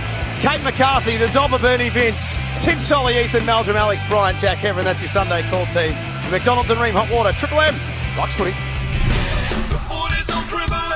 That quarter for Beacon Trade. Beacon Trade's here to partner with your business with Australia's biggest range of downlights. Beacon Trade. Let's make light work. For McDonald's, Triple M rocks footy. it's a new season for the McSpicy range at Macca's for a winning kick after the siren. Available after 10:30am for a limited time. You're listening to Triple M Footy across the Triple M network. We'll be back shortly.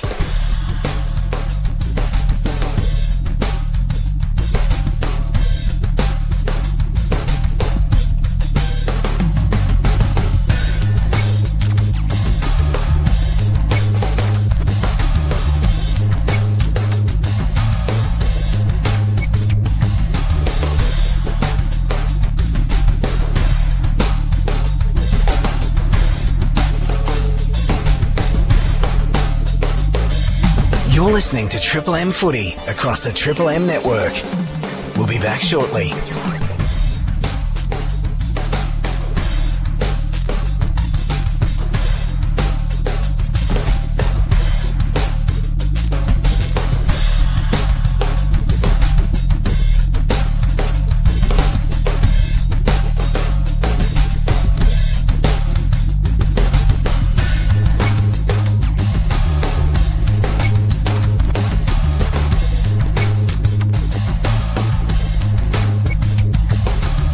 You're listening to Triple M Footy across the Triple M network.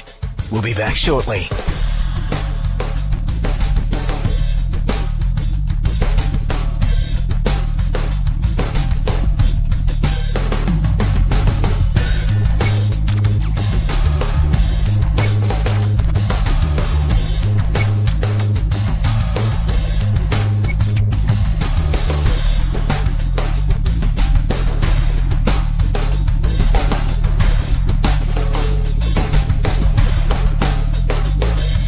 You're listening to Triple M Footy across the Triple M network.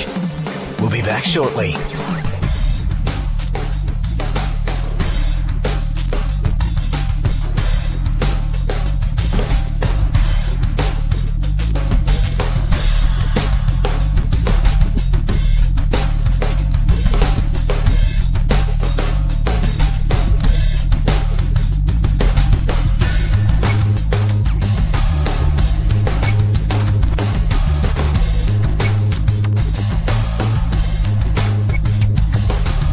You're listening to Triple M Footy across the Triple M network. We'll be back shortly.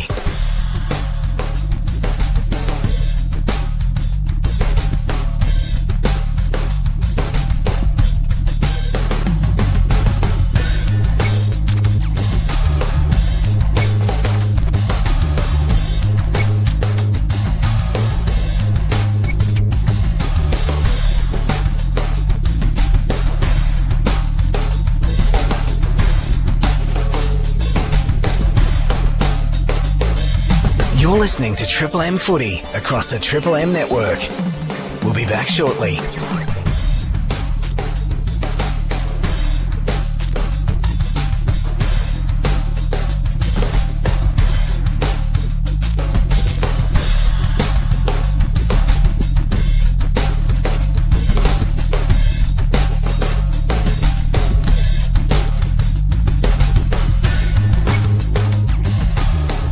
Shut up! The footy's on the radio! Triple M rocks footy. This quarter for Titanium Caravans. Titanium Caravans are built to tackle Australia's toughest conditions. Visit titaniumcaravans.com.au. We're set for a big finish at the MCG. Three-quarter time. It's Yarta Pulti who cling to an 8-point lead, 7-14-56. The Tigers 6-12-48 for McDonald's and Ream Hot Water. Built tough for Aussie conditions. When it comes to water heating, ask your plumber to install a Ream.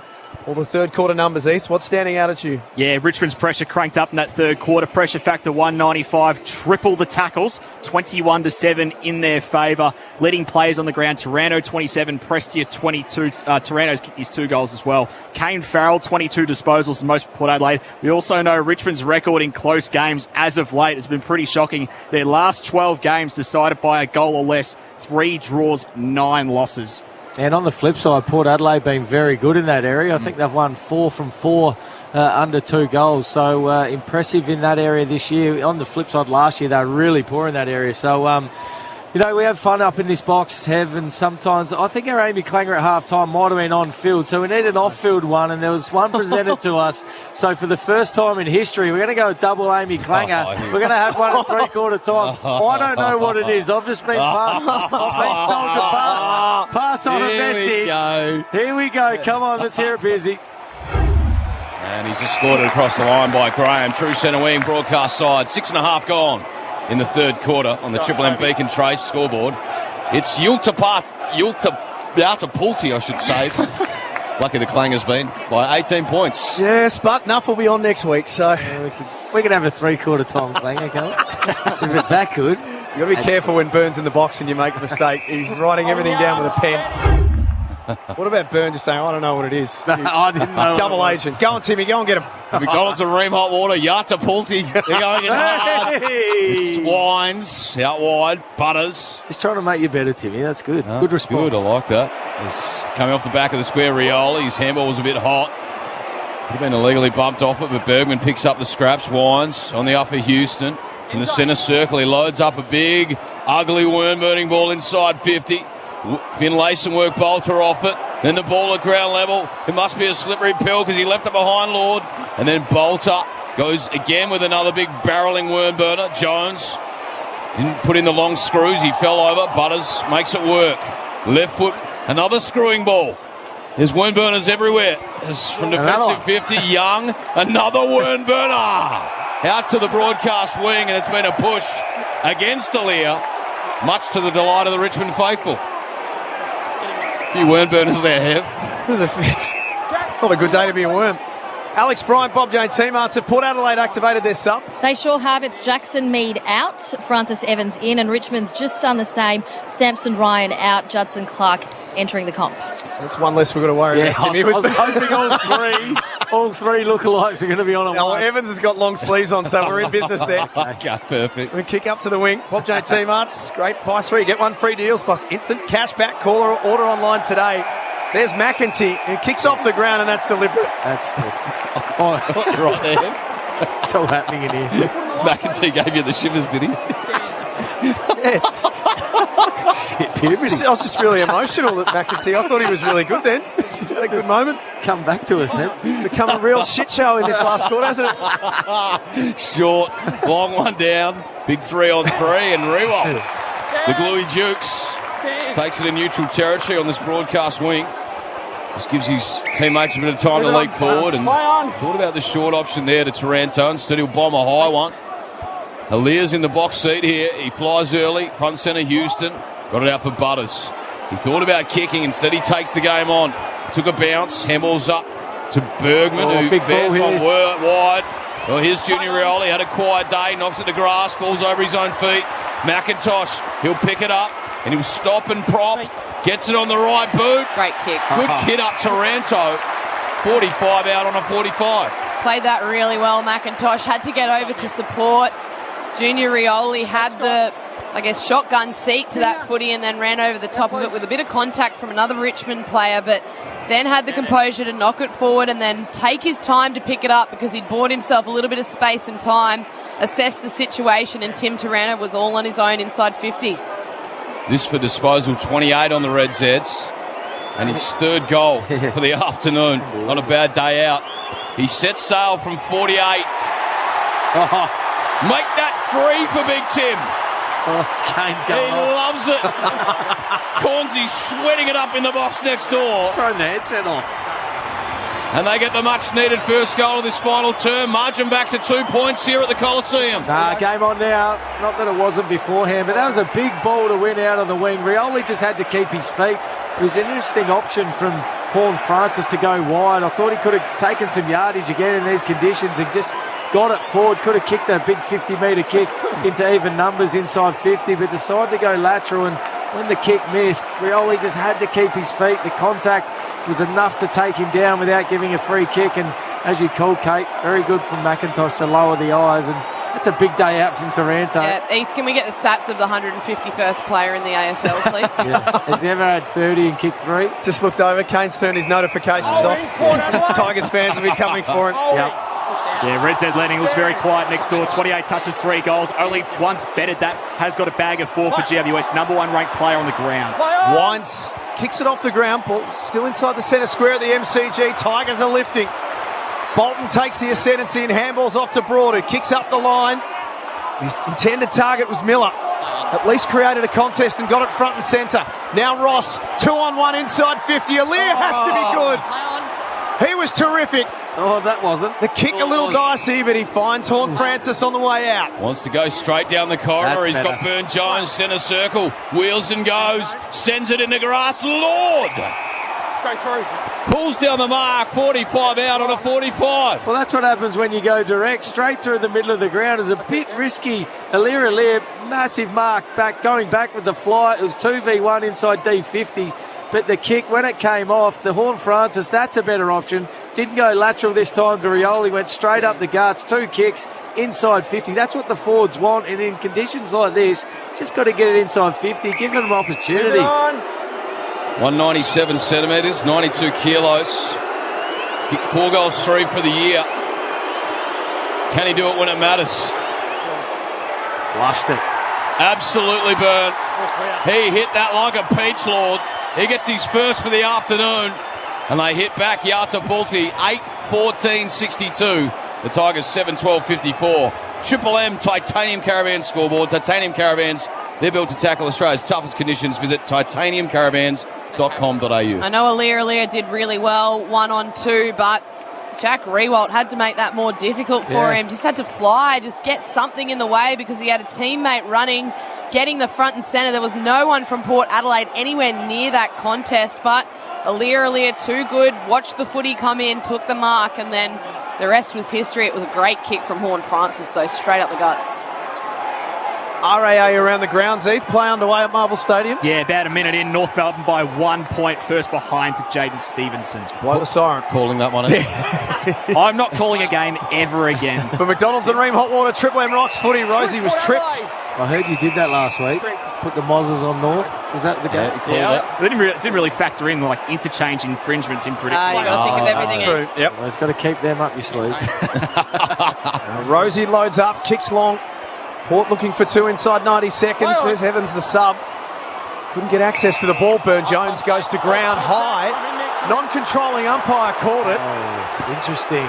Oh, all the Richmond players got their hands on their heads. Can't believe it. Need to see this one on the Harvey Norman replay. Finlayson trying to get 50. Oh, the crowd's just... Taranto's actually tried to put his arm up to, the player was falling into his arm and he's tried to remove it. No, I think he actually got him high first, actually, now that I've seen the second replay from a different angle.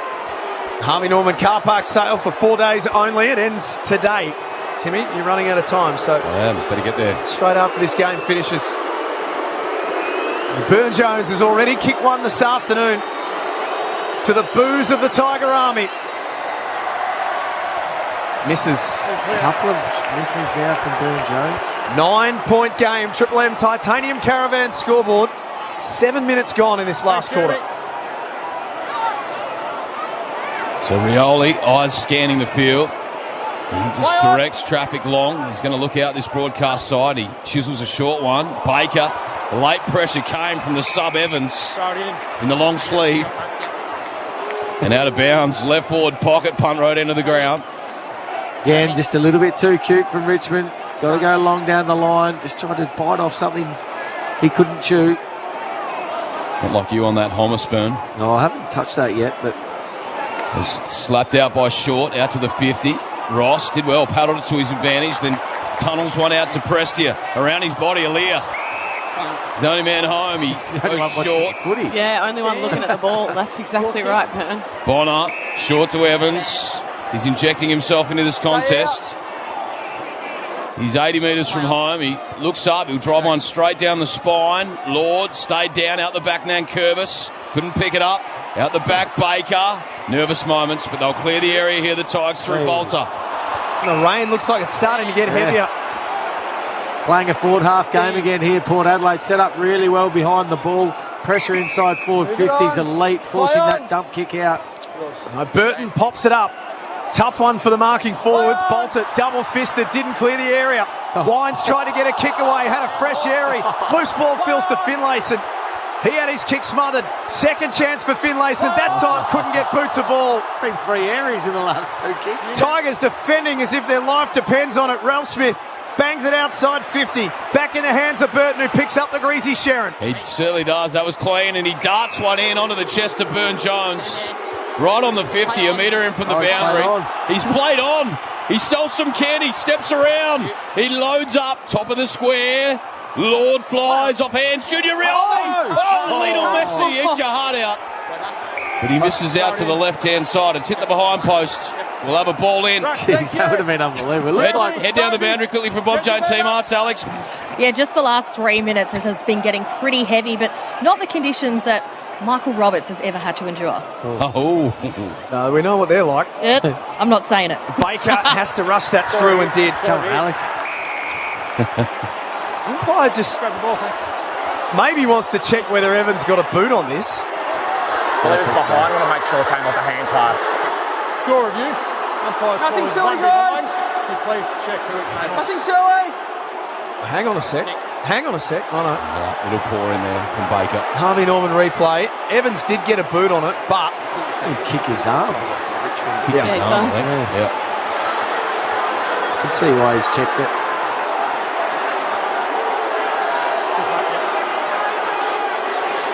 As we wait, and there's a rush behind. It's a 10-point game. Play on.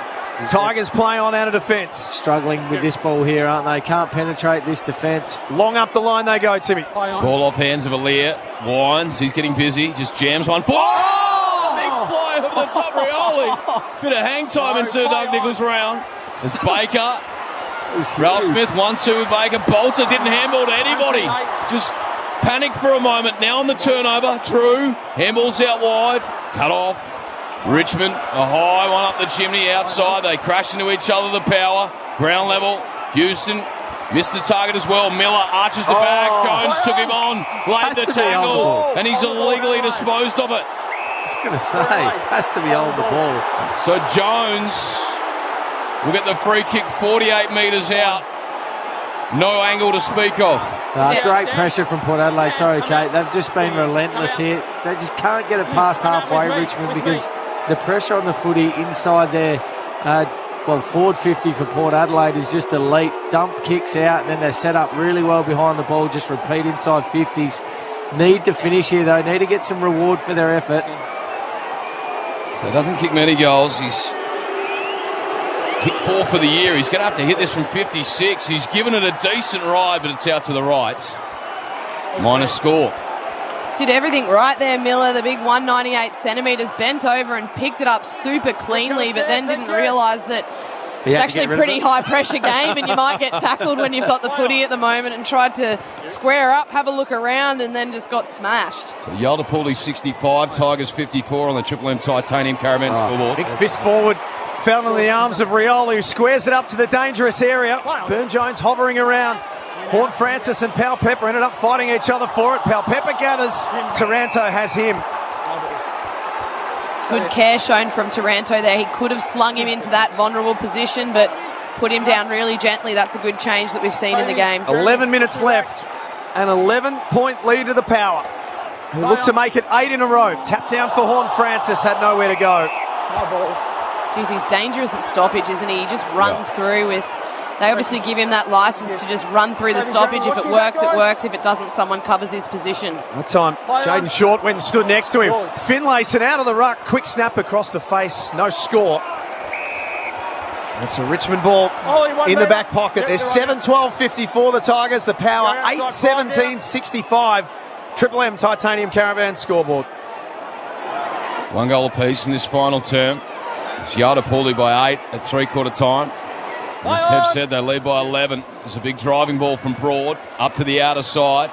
Ball at the hands of Houston. Numbers with the Tigers. Picked up here by Clark, the sub. And he goes backwards. Pickett. Oh, his handball cut off by Burton. Slapped towards the line. Good defensive pressure. And out of bounds. 80 metres from the Power goal. 13 and a half gone. Final term. Next goal, very important. As we'll have a ball in front of the Shane Warne stand. The big men go to work. Nankervis, Lysette. It's been a good tussle all day. Down to the front. Burton left it behind. Lysette did well. On the up, Rosie. Got it to Houston from a standing start. A high one in. Finlayson. Might have been with the hands in the back there on Bolter. Love to see this one on the Harvey Norman. Yeah, crowd not happy. It's definitely 2 hands in the back. Whether it was enough for a free kick, I'm going to have to see it again.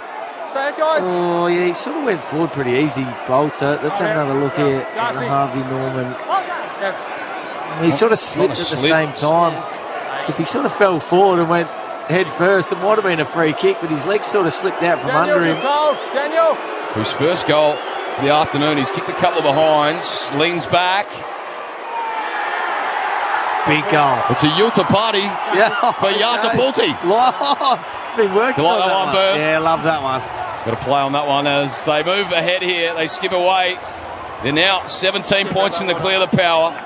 15 minutes gone, final term on the Triple M Titanium Caravan scoreboard. Yeah, a couple of numbers that I think will be interesting for this quarter is forward half turnovers and time in forward half. Eve, they've dominated this last quarter, got the ball inside their 50 and haven't allowed it to come out. Yeah, Reds Ed leading all Port Adelaide at the moment. 9 inside 50s in a row. They lead 11-3 for the term. Forward half intercepts, they lead 10-1. Number 1 in the competition for that stat, Port Adelaide. Big front half team doing it again in this last quarter.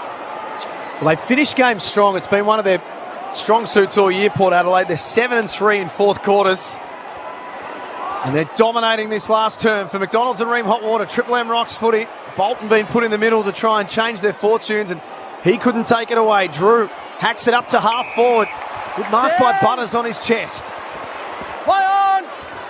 That right half forward looks to go very wide. Butters' numbers after his 41 disposal game last week, Dave. Yeah, Zach Butters leading the way for Port Adelaide again. 26 disposals, most of any Port Adelaide player. Kicked the goal as well. Connor Rosie brings it back in. One more might just about be enough for Port Adelaide, you'd think. Short got it on the boot. Didn't clear the forward 50 area straight away, but now they should be able to get out through Mansell. He goes long and deep towards Rewalt. Offered to try and slap it to advantage for Martin, but it ricochets off some shins.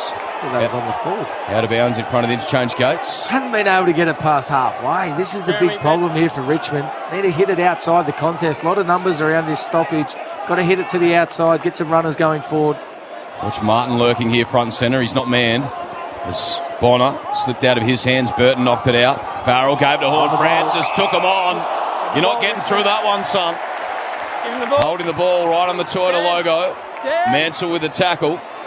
And here's an opportunity for the Tigers. Too slow. 9 minutes left in this one. They need to go. They trail by 17 as he goes long and strong in the Rewalt direction. Had to beat a couple. Ball to the back. Cochin gathers. Fans one over the top. Clever little kick. It finds the sub Clark. 15 out on a 45. No, that vision was, that's elite from Trent Cochin. Got the ball under pressure, had plenty of Port Adelaide defenders around him, but just found himself with a tiny bit of space or tiny second to just sum up the situation and saw his teammate running forward, just popped it over the top for him. This is a must. Crowd will tell the story.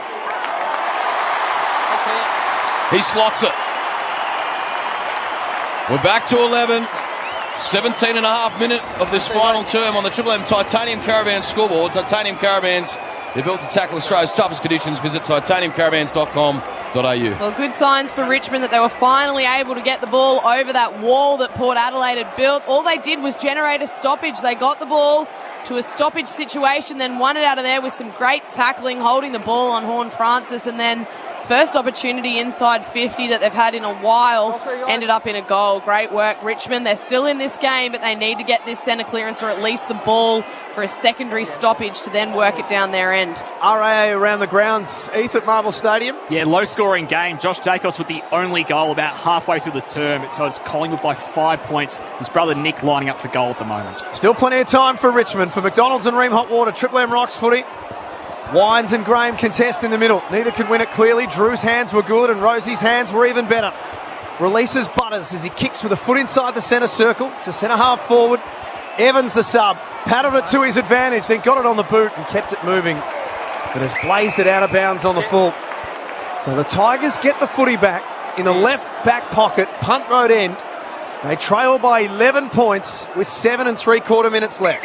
Move it on. It's time as Grimes opts for the long option. Aaliyah box seat, through his hands out the back. Bergman, he gave the handball to Rosie. With those dancing hips, he sends a high one to the top of the square. Lord in a one-on-one. Ball down. Horne-Francis at pace. He was clean. And he had his loaf of bread ripped off. Let it go. Let it go. Thanks, Jack. He's just so clean at the stoppage.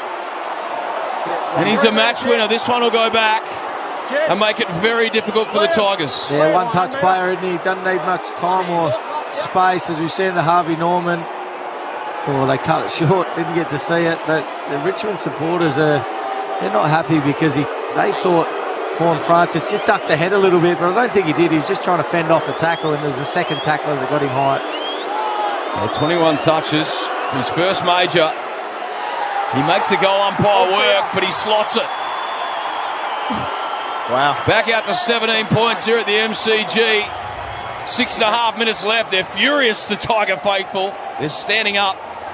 Is there time left, Kate? I don't know. I think all the momentum is with Richmond, with Port Adelaide, at the moment, and they're just doing this easy. It's once they get the ball inside 50, they just can't stop them.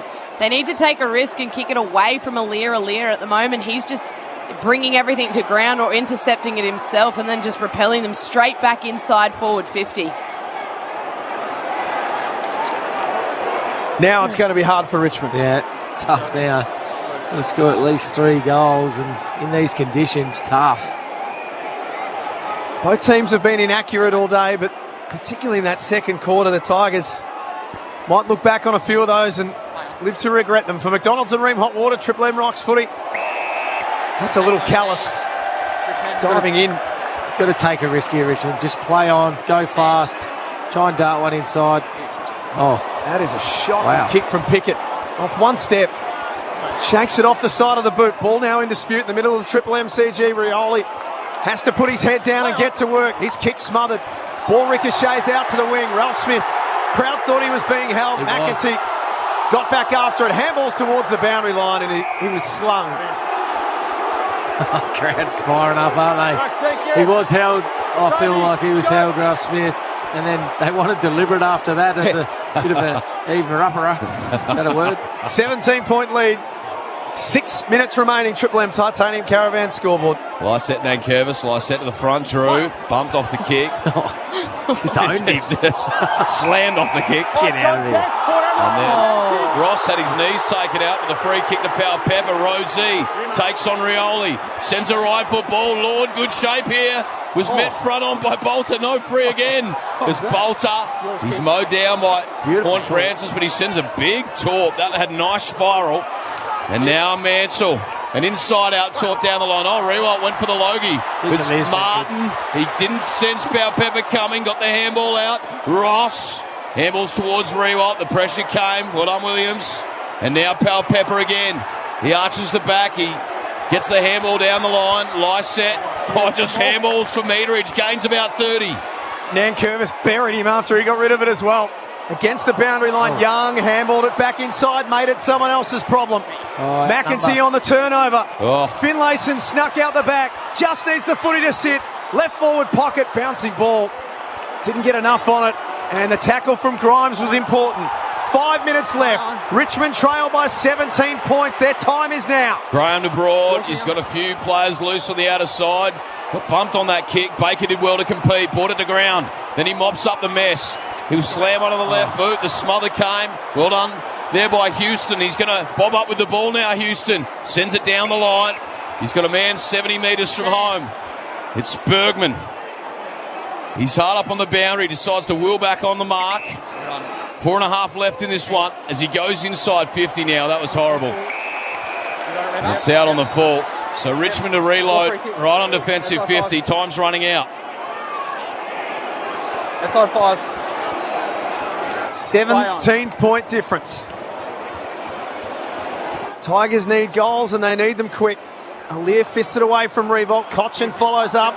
Handballs out into space and just implores Presti to run on after it. He flips it over his shoulder and might get it back. Ball doesn't sit up for Presti. Butters. Brilliant work by Butters in defence. Port Adelaide access the corridor. They can go if they want, or they can hold it up if they want. Wines decides to go. Kicks to McEntee, who wasn't looking for the ball. Ralph Smith picks it up. Handballs to Ross, and here go Richmond. Takes a bounce, if you don't mind, and then sends a big loopy handball wide for Bolton. He looks down the line. He just put the kick to space. He said, "Come at me." But only Williams, the defender, did. That's why you got to love Zach Butters. Goes both ways. He's a midfielder that gets back defensively as well as pushing forward. That's why they rate him so highly, and he's so loved by his teammates.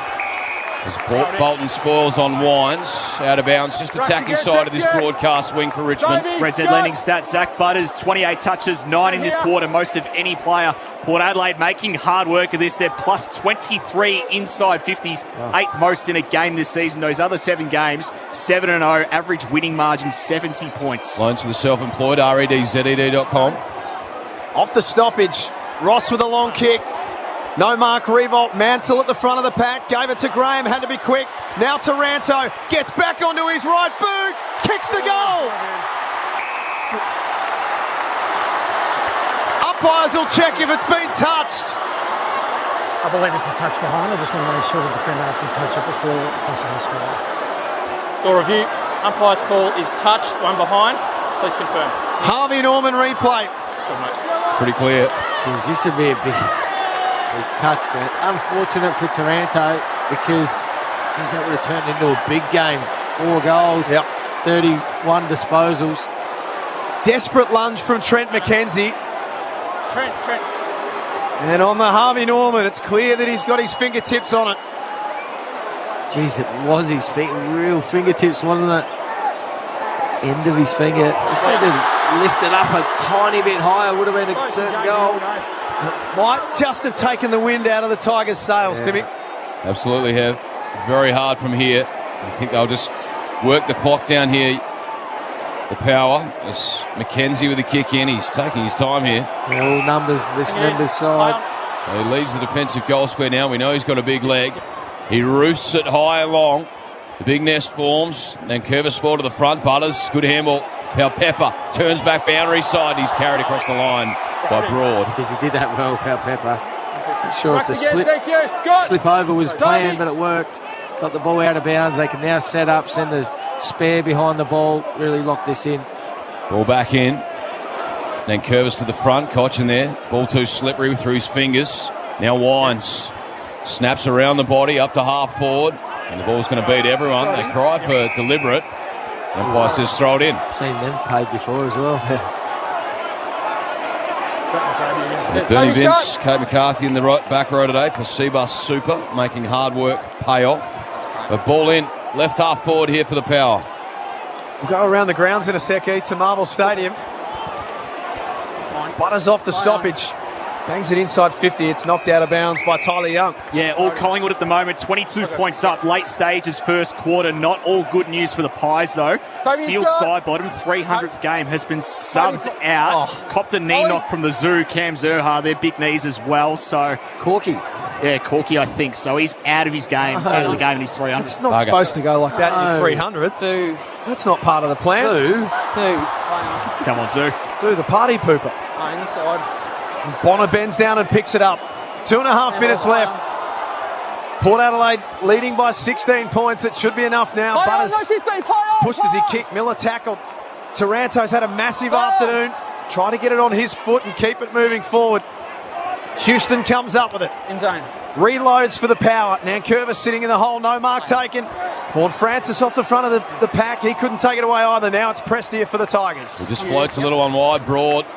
He's got a bit of time and space. He just runs his full measure and then massages one down the line. Judson Clark reels it in. Stand. Hard up on the boundary. True centre wing. He darts a little one forward. They're going to build here. Rioli. Right foot ball. It's a high one inside 50. Into the pocket. Aaliyah spikes it into the fence.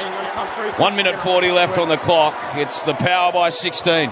Been reliable this afternoon, Aaliyah. He's just been great, especially in their ability or contributing to their ability to lock it in their forward half. It's been fantastic. A bit of contact.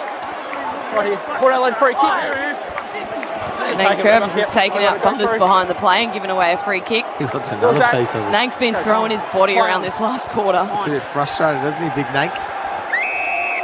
Oh, they had their chances and Stand. on what's been a pretty tough season for Richmond.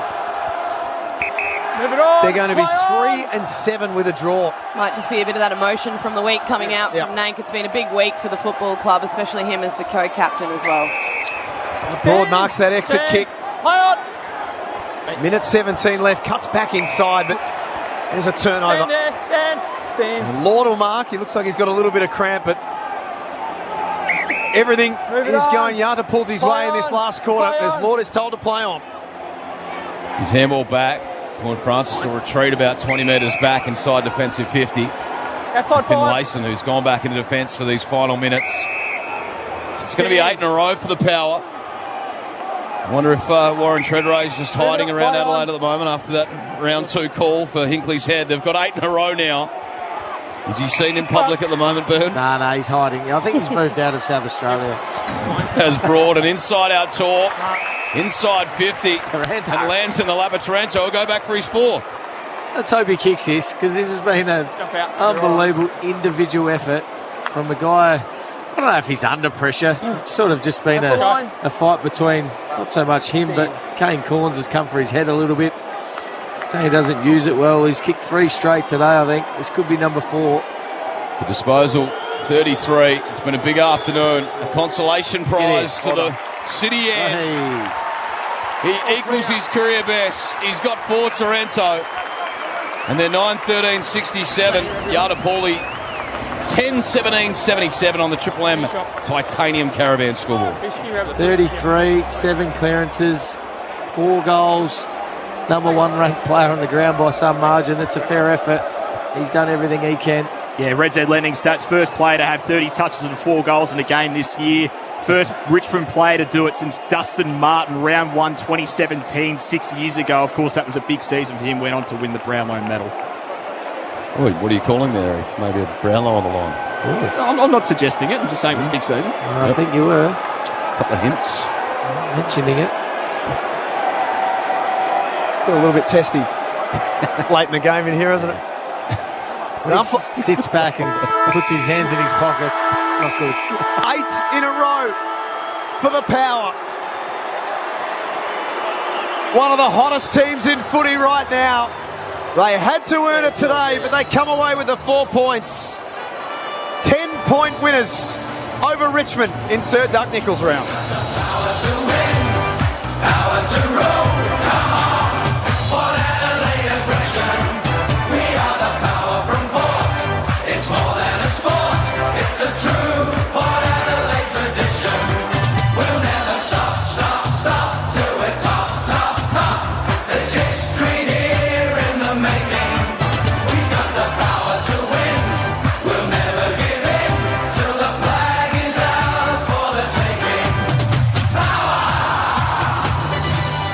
are going to be some tired boys out there for both teams. It was a slog in the wet at the MCG. And Yardapulli come away winners 10-17, 77 to 9-13, 67 in front of a crowd of 30,357. Yeah, good effort. They were challenged at times during the game, and then in that fourth quarter they really stood up, performed very well. We'll go down and hear from Alir, thanks to the host broadcast Fox. Quitting as coach, you knew they were going to come out, so your first quarter had to be excellent, and it was, wasn't it? Yeah, I mean, because we obviously didn't know what they're going to try, having the new coach there, and we'll come out and started pretty well, but the second quarter sort of let us down, so we weren't too good down there, but credit to the boys, we were able to fight a solid win. I guess both teams had their opportunity in front of goal. There's a lot of misses going on, but late in that game, it was you guys who took your chances. Yeah, I mean, good work to the forwards. They weren't kicking very well, but we managed to find it when we needed goals. So it was good by them. I'm sure we'll do a lot of goal kicking throughout the week. But yeah, it was a good win by the boys. What about your own form at the moment, Leah? I mean, today you were just a brick wall down there. Everything that came your way, you either intercepted, you got a fist into it. I mean, you must be extremely proud of the way you played. Yeah, it's been good. I mean, obviously started the season pretty well, and then sort of the patch there, wasn't too good. But I think the most important thing is we're winning, and I'm doing my role for the team. So that's all I'm trying to do. Keep building that confidence and belief. And it was a good game today. So yeah. 8 in a row. Kenny's got this team humming at the moment. What is it? No, I think we just got the confidence and belief. I mean, obviously, I think it was since Collingwood and the Crows game, we were able to sort of reassess. And now, especially with a lot of young boys that are playing very well, playing with a lot of confidence. Butsy, Jazz in there too. So it's good to see. So it's exciting. Very exciting to watch, mate. Go and enjoy. You deserve it, brother. Thanks, brother. Alir talking to Cam Mooney, courtesy of Fox Footy. This is the Triple M Amy review. Who covers clangers on and off the field? Amy does. 8 in a row. That's in modern footy in a competition which is pretty even from week to week. 8 in a row is very impressive. Yeah, equal club record as well. Sorry, Bern. All good. No, they're humming. Absolutely, especially after the pressure they were under back after round 3. Showdown loss after a bad game here against Collingwood in round 2. Everyone was coming for Ken Hinkley, and for whatever reason, they've just got themselves back in the contest. They got smacked that day here in contested footy, clearance. But I don't know what meetings they had, or if it was a look in the mirror moment, or they, summed up the way that they were playing individually as a team. But they've just looked a completely different team and absolutely flying at the moment. The goalposts have changed so much. Now they're looking at top 2, home finals. They were just trying to hang on to finish, in the top 8. Now the goalposts have changed big time. And their game plan is something that'll stand up against any team, because they're just building it on the back of winning the ball at the source and then getting it forward. And once it's forward, locking it in until they get another goal to then get the ball back out. But their forward half pressure today was incredible. It's been incredible the last 8 weeks for their last 8 wins in a row, and just that ability to set up the wall. Their defenders contribute to that. We heard Alir just before. That's his role. Needs to lock the ball in, and he just contributes so much to that. They're all just playing their role, getting so much pressure on the footy, which is really hard for the opposition defenders. Give us some of the numbers that stand out, Heath. Red's Head Lending. Yeah, it was all forward half numbers, as Kate was saying. Double the forward half intercepts for Port Adelaide, 38 to 19. Alir had 10. Houston had 8. Big numbers for Port Adelaide. Plus 22 inside 50s in the end, just locking the ball in their forward half. 57% of the game was spent there. So big numbers for Port Adelaide. Also lifted their contested ball in that last term. Clearances 12-4 in that last quarter. Leading players on the ground, Zach Butters, 32 touches and a goal, had 13 disposals in that last quarter alone. Rosie, 27, Houston, 25. For the Tigers, Tim Taranto, 33 touches, career high, equal career high, 4 goals. Prestia, 29. And the most important stat of all, Hev, got my second tip for the round. Oh, well done. So, great. Well done. 2 from 7.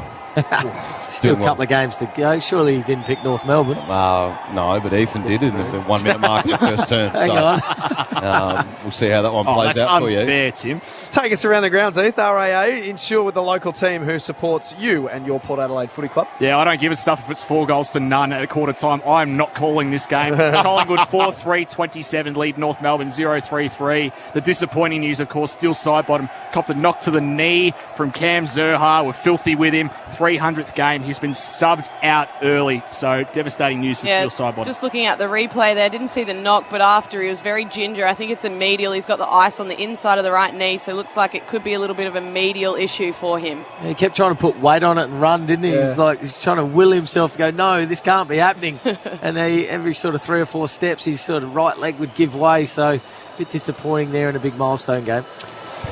So what does this tell us about Port Adelaide, Kate? As Burns said, the parameters are changing every week. They went from just hoping that they would play finals to now looking at top 4. Are they top 2? Is it them and Collingwood that are the ladder leaders in your mind? Yeah, well, if they keep playing like this, I think the one that we forget about is Brisbane. Obviously, they're playing this afternoon. They've been very competitive all year, but Port Adelaide definitely up there in that conversation with the top 2 finish, and just their brand of football stands up. I mean, they had, what did they kick? 10 goals, 17 this afternoon, so 27 shots on goal and generated so many forward hard turnovers, were able to keep the ball in their forward half, and they're definitely the real deal after a shaky start to the season. They're really putting it together now when it matters. No one else putting their hand up really around them. Like Melbourne lose, Geelong lost, St Kilda lose as well. The Dogs, they lost.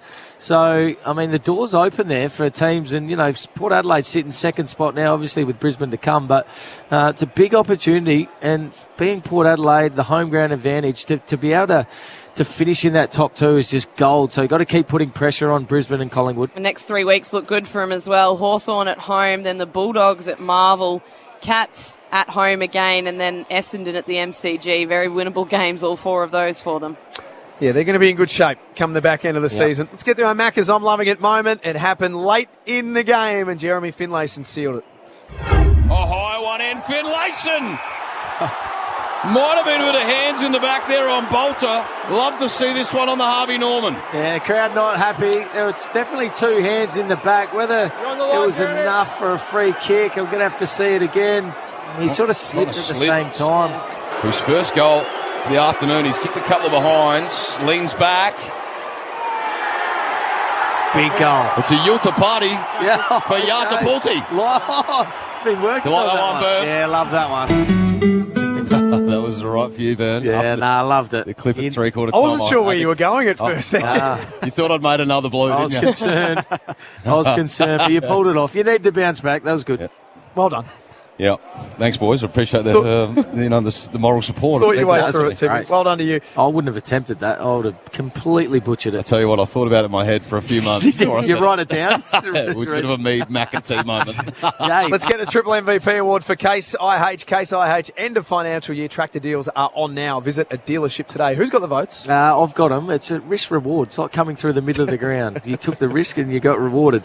Hey, 1 vote I gave Alir. I just thought he was brilliant down back. He was that wall across half back. A big reason why Richmond couldn't penetrate the 50 in that last quarter, but throughout the game he stood Jack Riewoldt too, held him goalless. Riewoldt only had the 5 disposals, so 1 vote there. 2 votes for Zach Butters, 32 disposals, 14 of them contested, 632 metres gained. Thought he built into the game beautifully. Don't know why he started on the bench. I wouldn't be doing that every week. Kicked the goal himself as well, but Tim Taranto couldn't go past him in a losing side. 3 votes, 33 disposals, 7 clearances, 8 score involvements, 4 goals, number 1 ranked player on the ground. Couldn't go past him for 3 votes.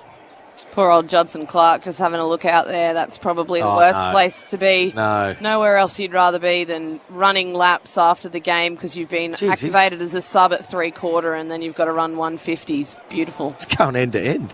It's bad enough when you're the sub and you've got to wear a silly green vest for 3/4. And then you have to go and do that. In the rain. In the rain after everyone else has already gone inside and tough gig. Hit the showers. You and the Seagulls. Got a few of them out there with him. You reckon they'd be pretty hungry? They're waiting for him to fall over. Yeah, they're circling. What, so they can just eat him? No, that's a vulture, sorry. Just going to maul him in the middle of the MCG. Hey, that's us done and dusted all for Macca's. Timmy, well done to you. Always a pleasure, Hev. Thank you. K-Mac, Byrne, nicely done. Thanks, Jack. Thank you. Alex Bryant, all of our team, to Paulie, to Kirk, to Beersy, to all of our team back in the studio. Up next, we are headed to the Adelaide Oval. Big game this one. The Adelaide Crows taking on the Brisbane Lions. Chris Dittmar, Mark Soderstrom, Dom Cassisi and Rhett Bigland's your call team. And as we finish up for McDonald's and Ream Hot Water, Triple M Rocks footy, big win for Port Adelaide by 10 points.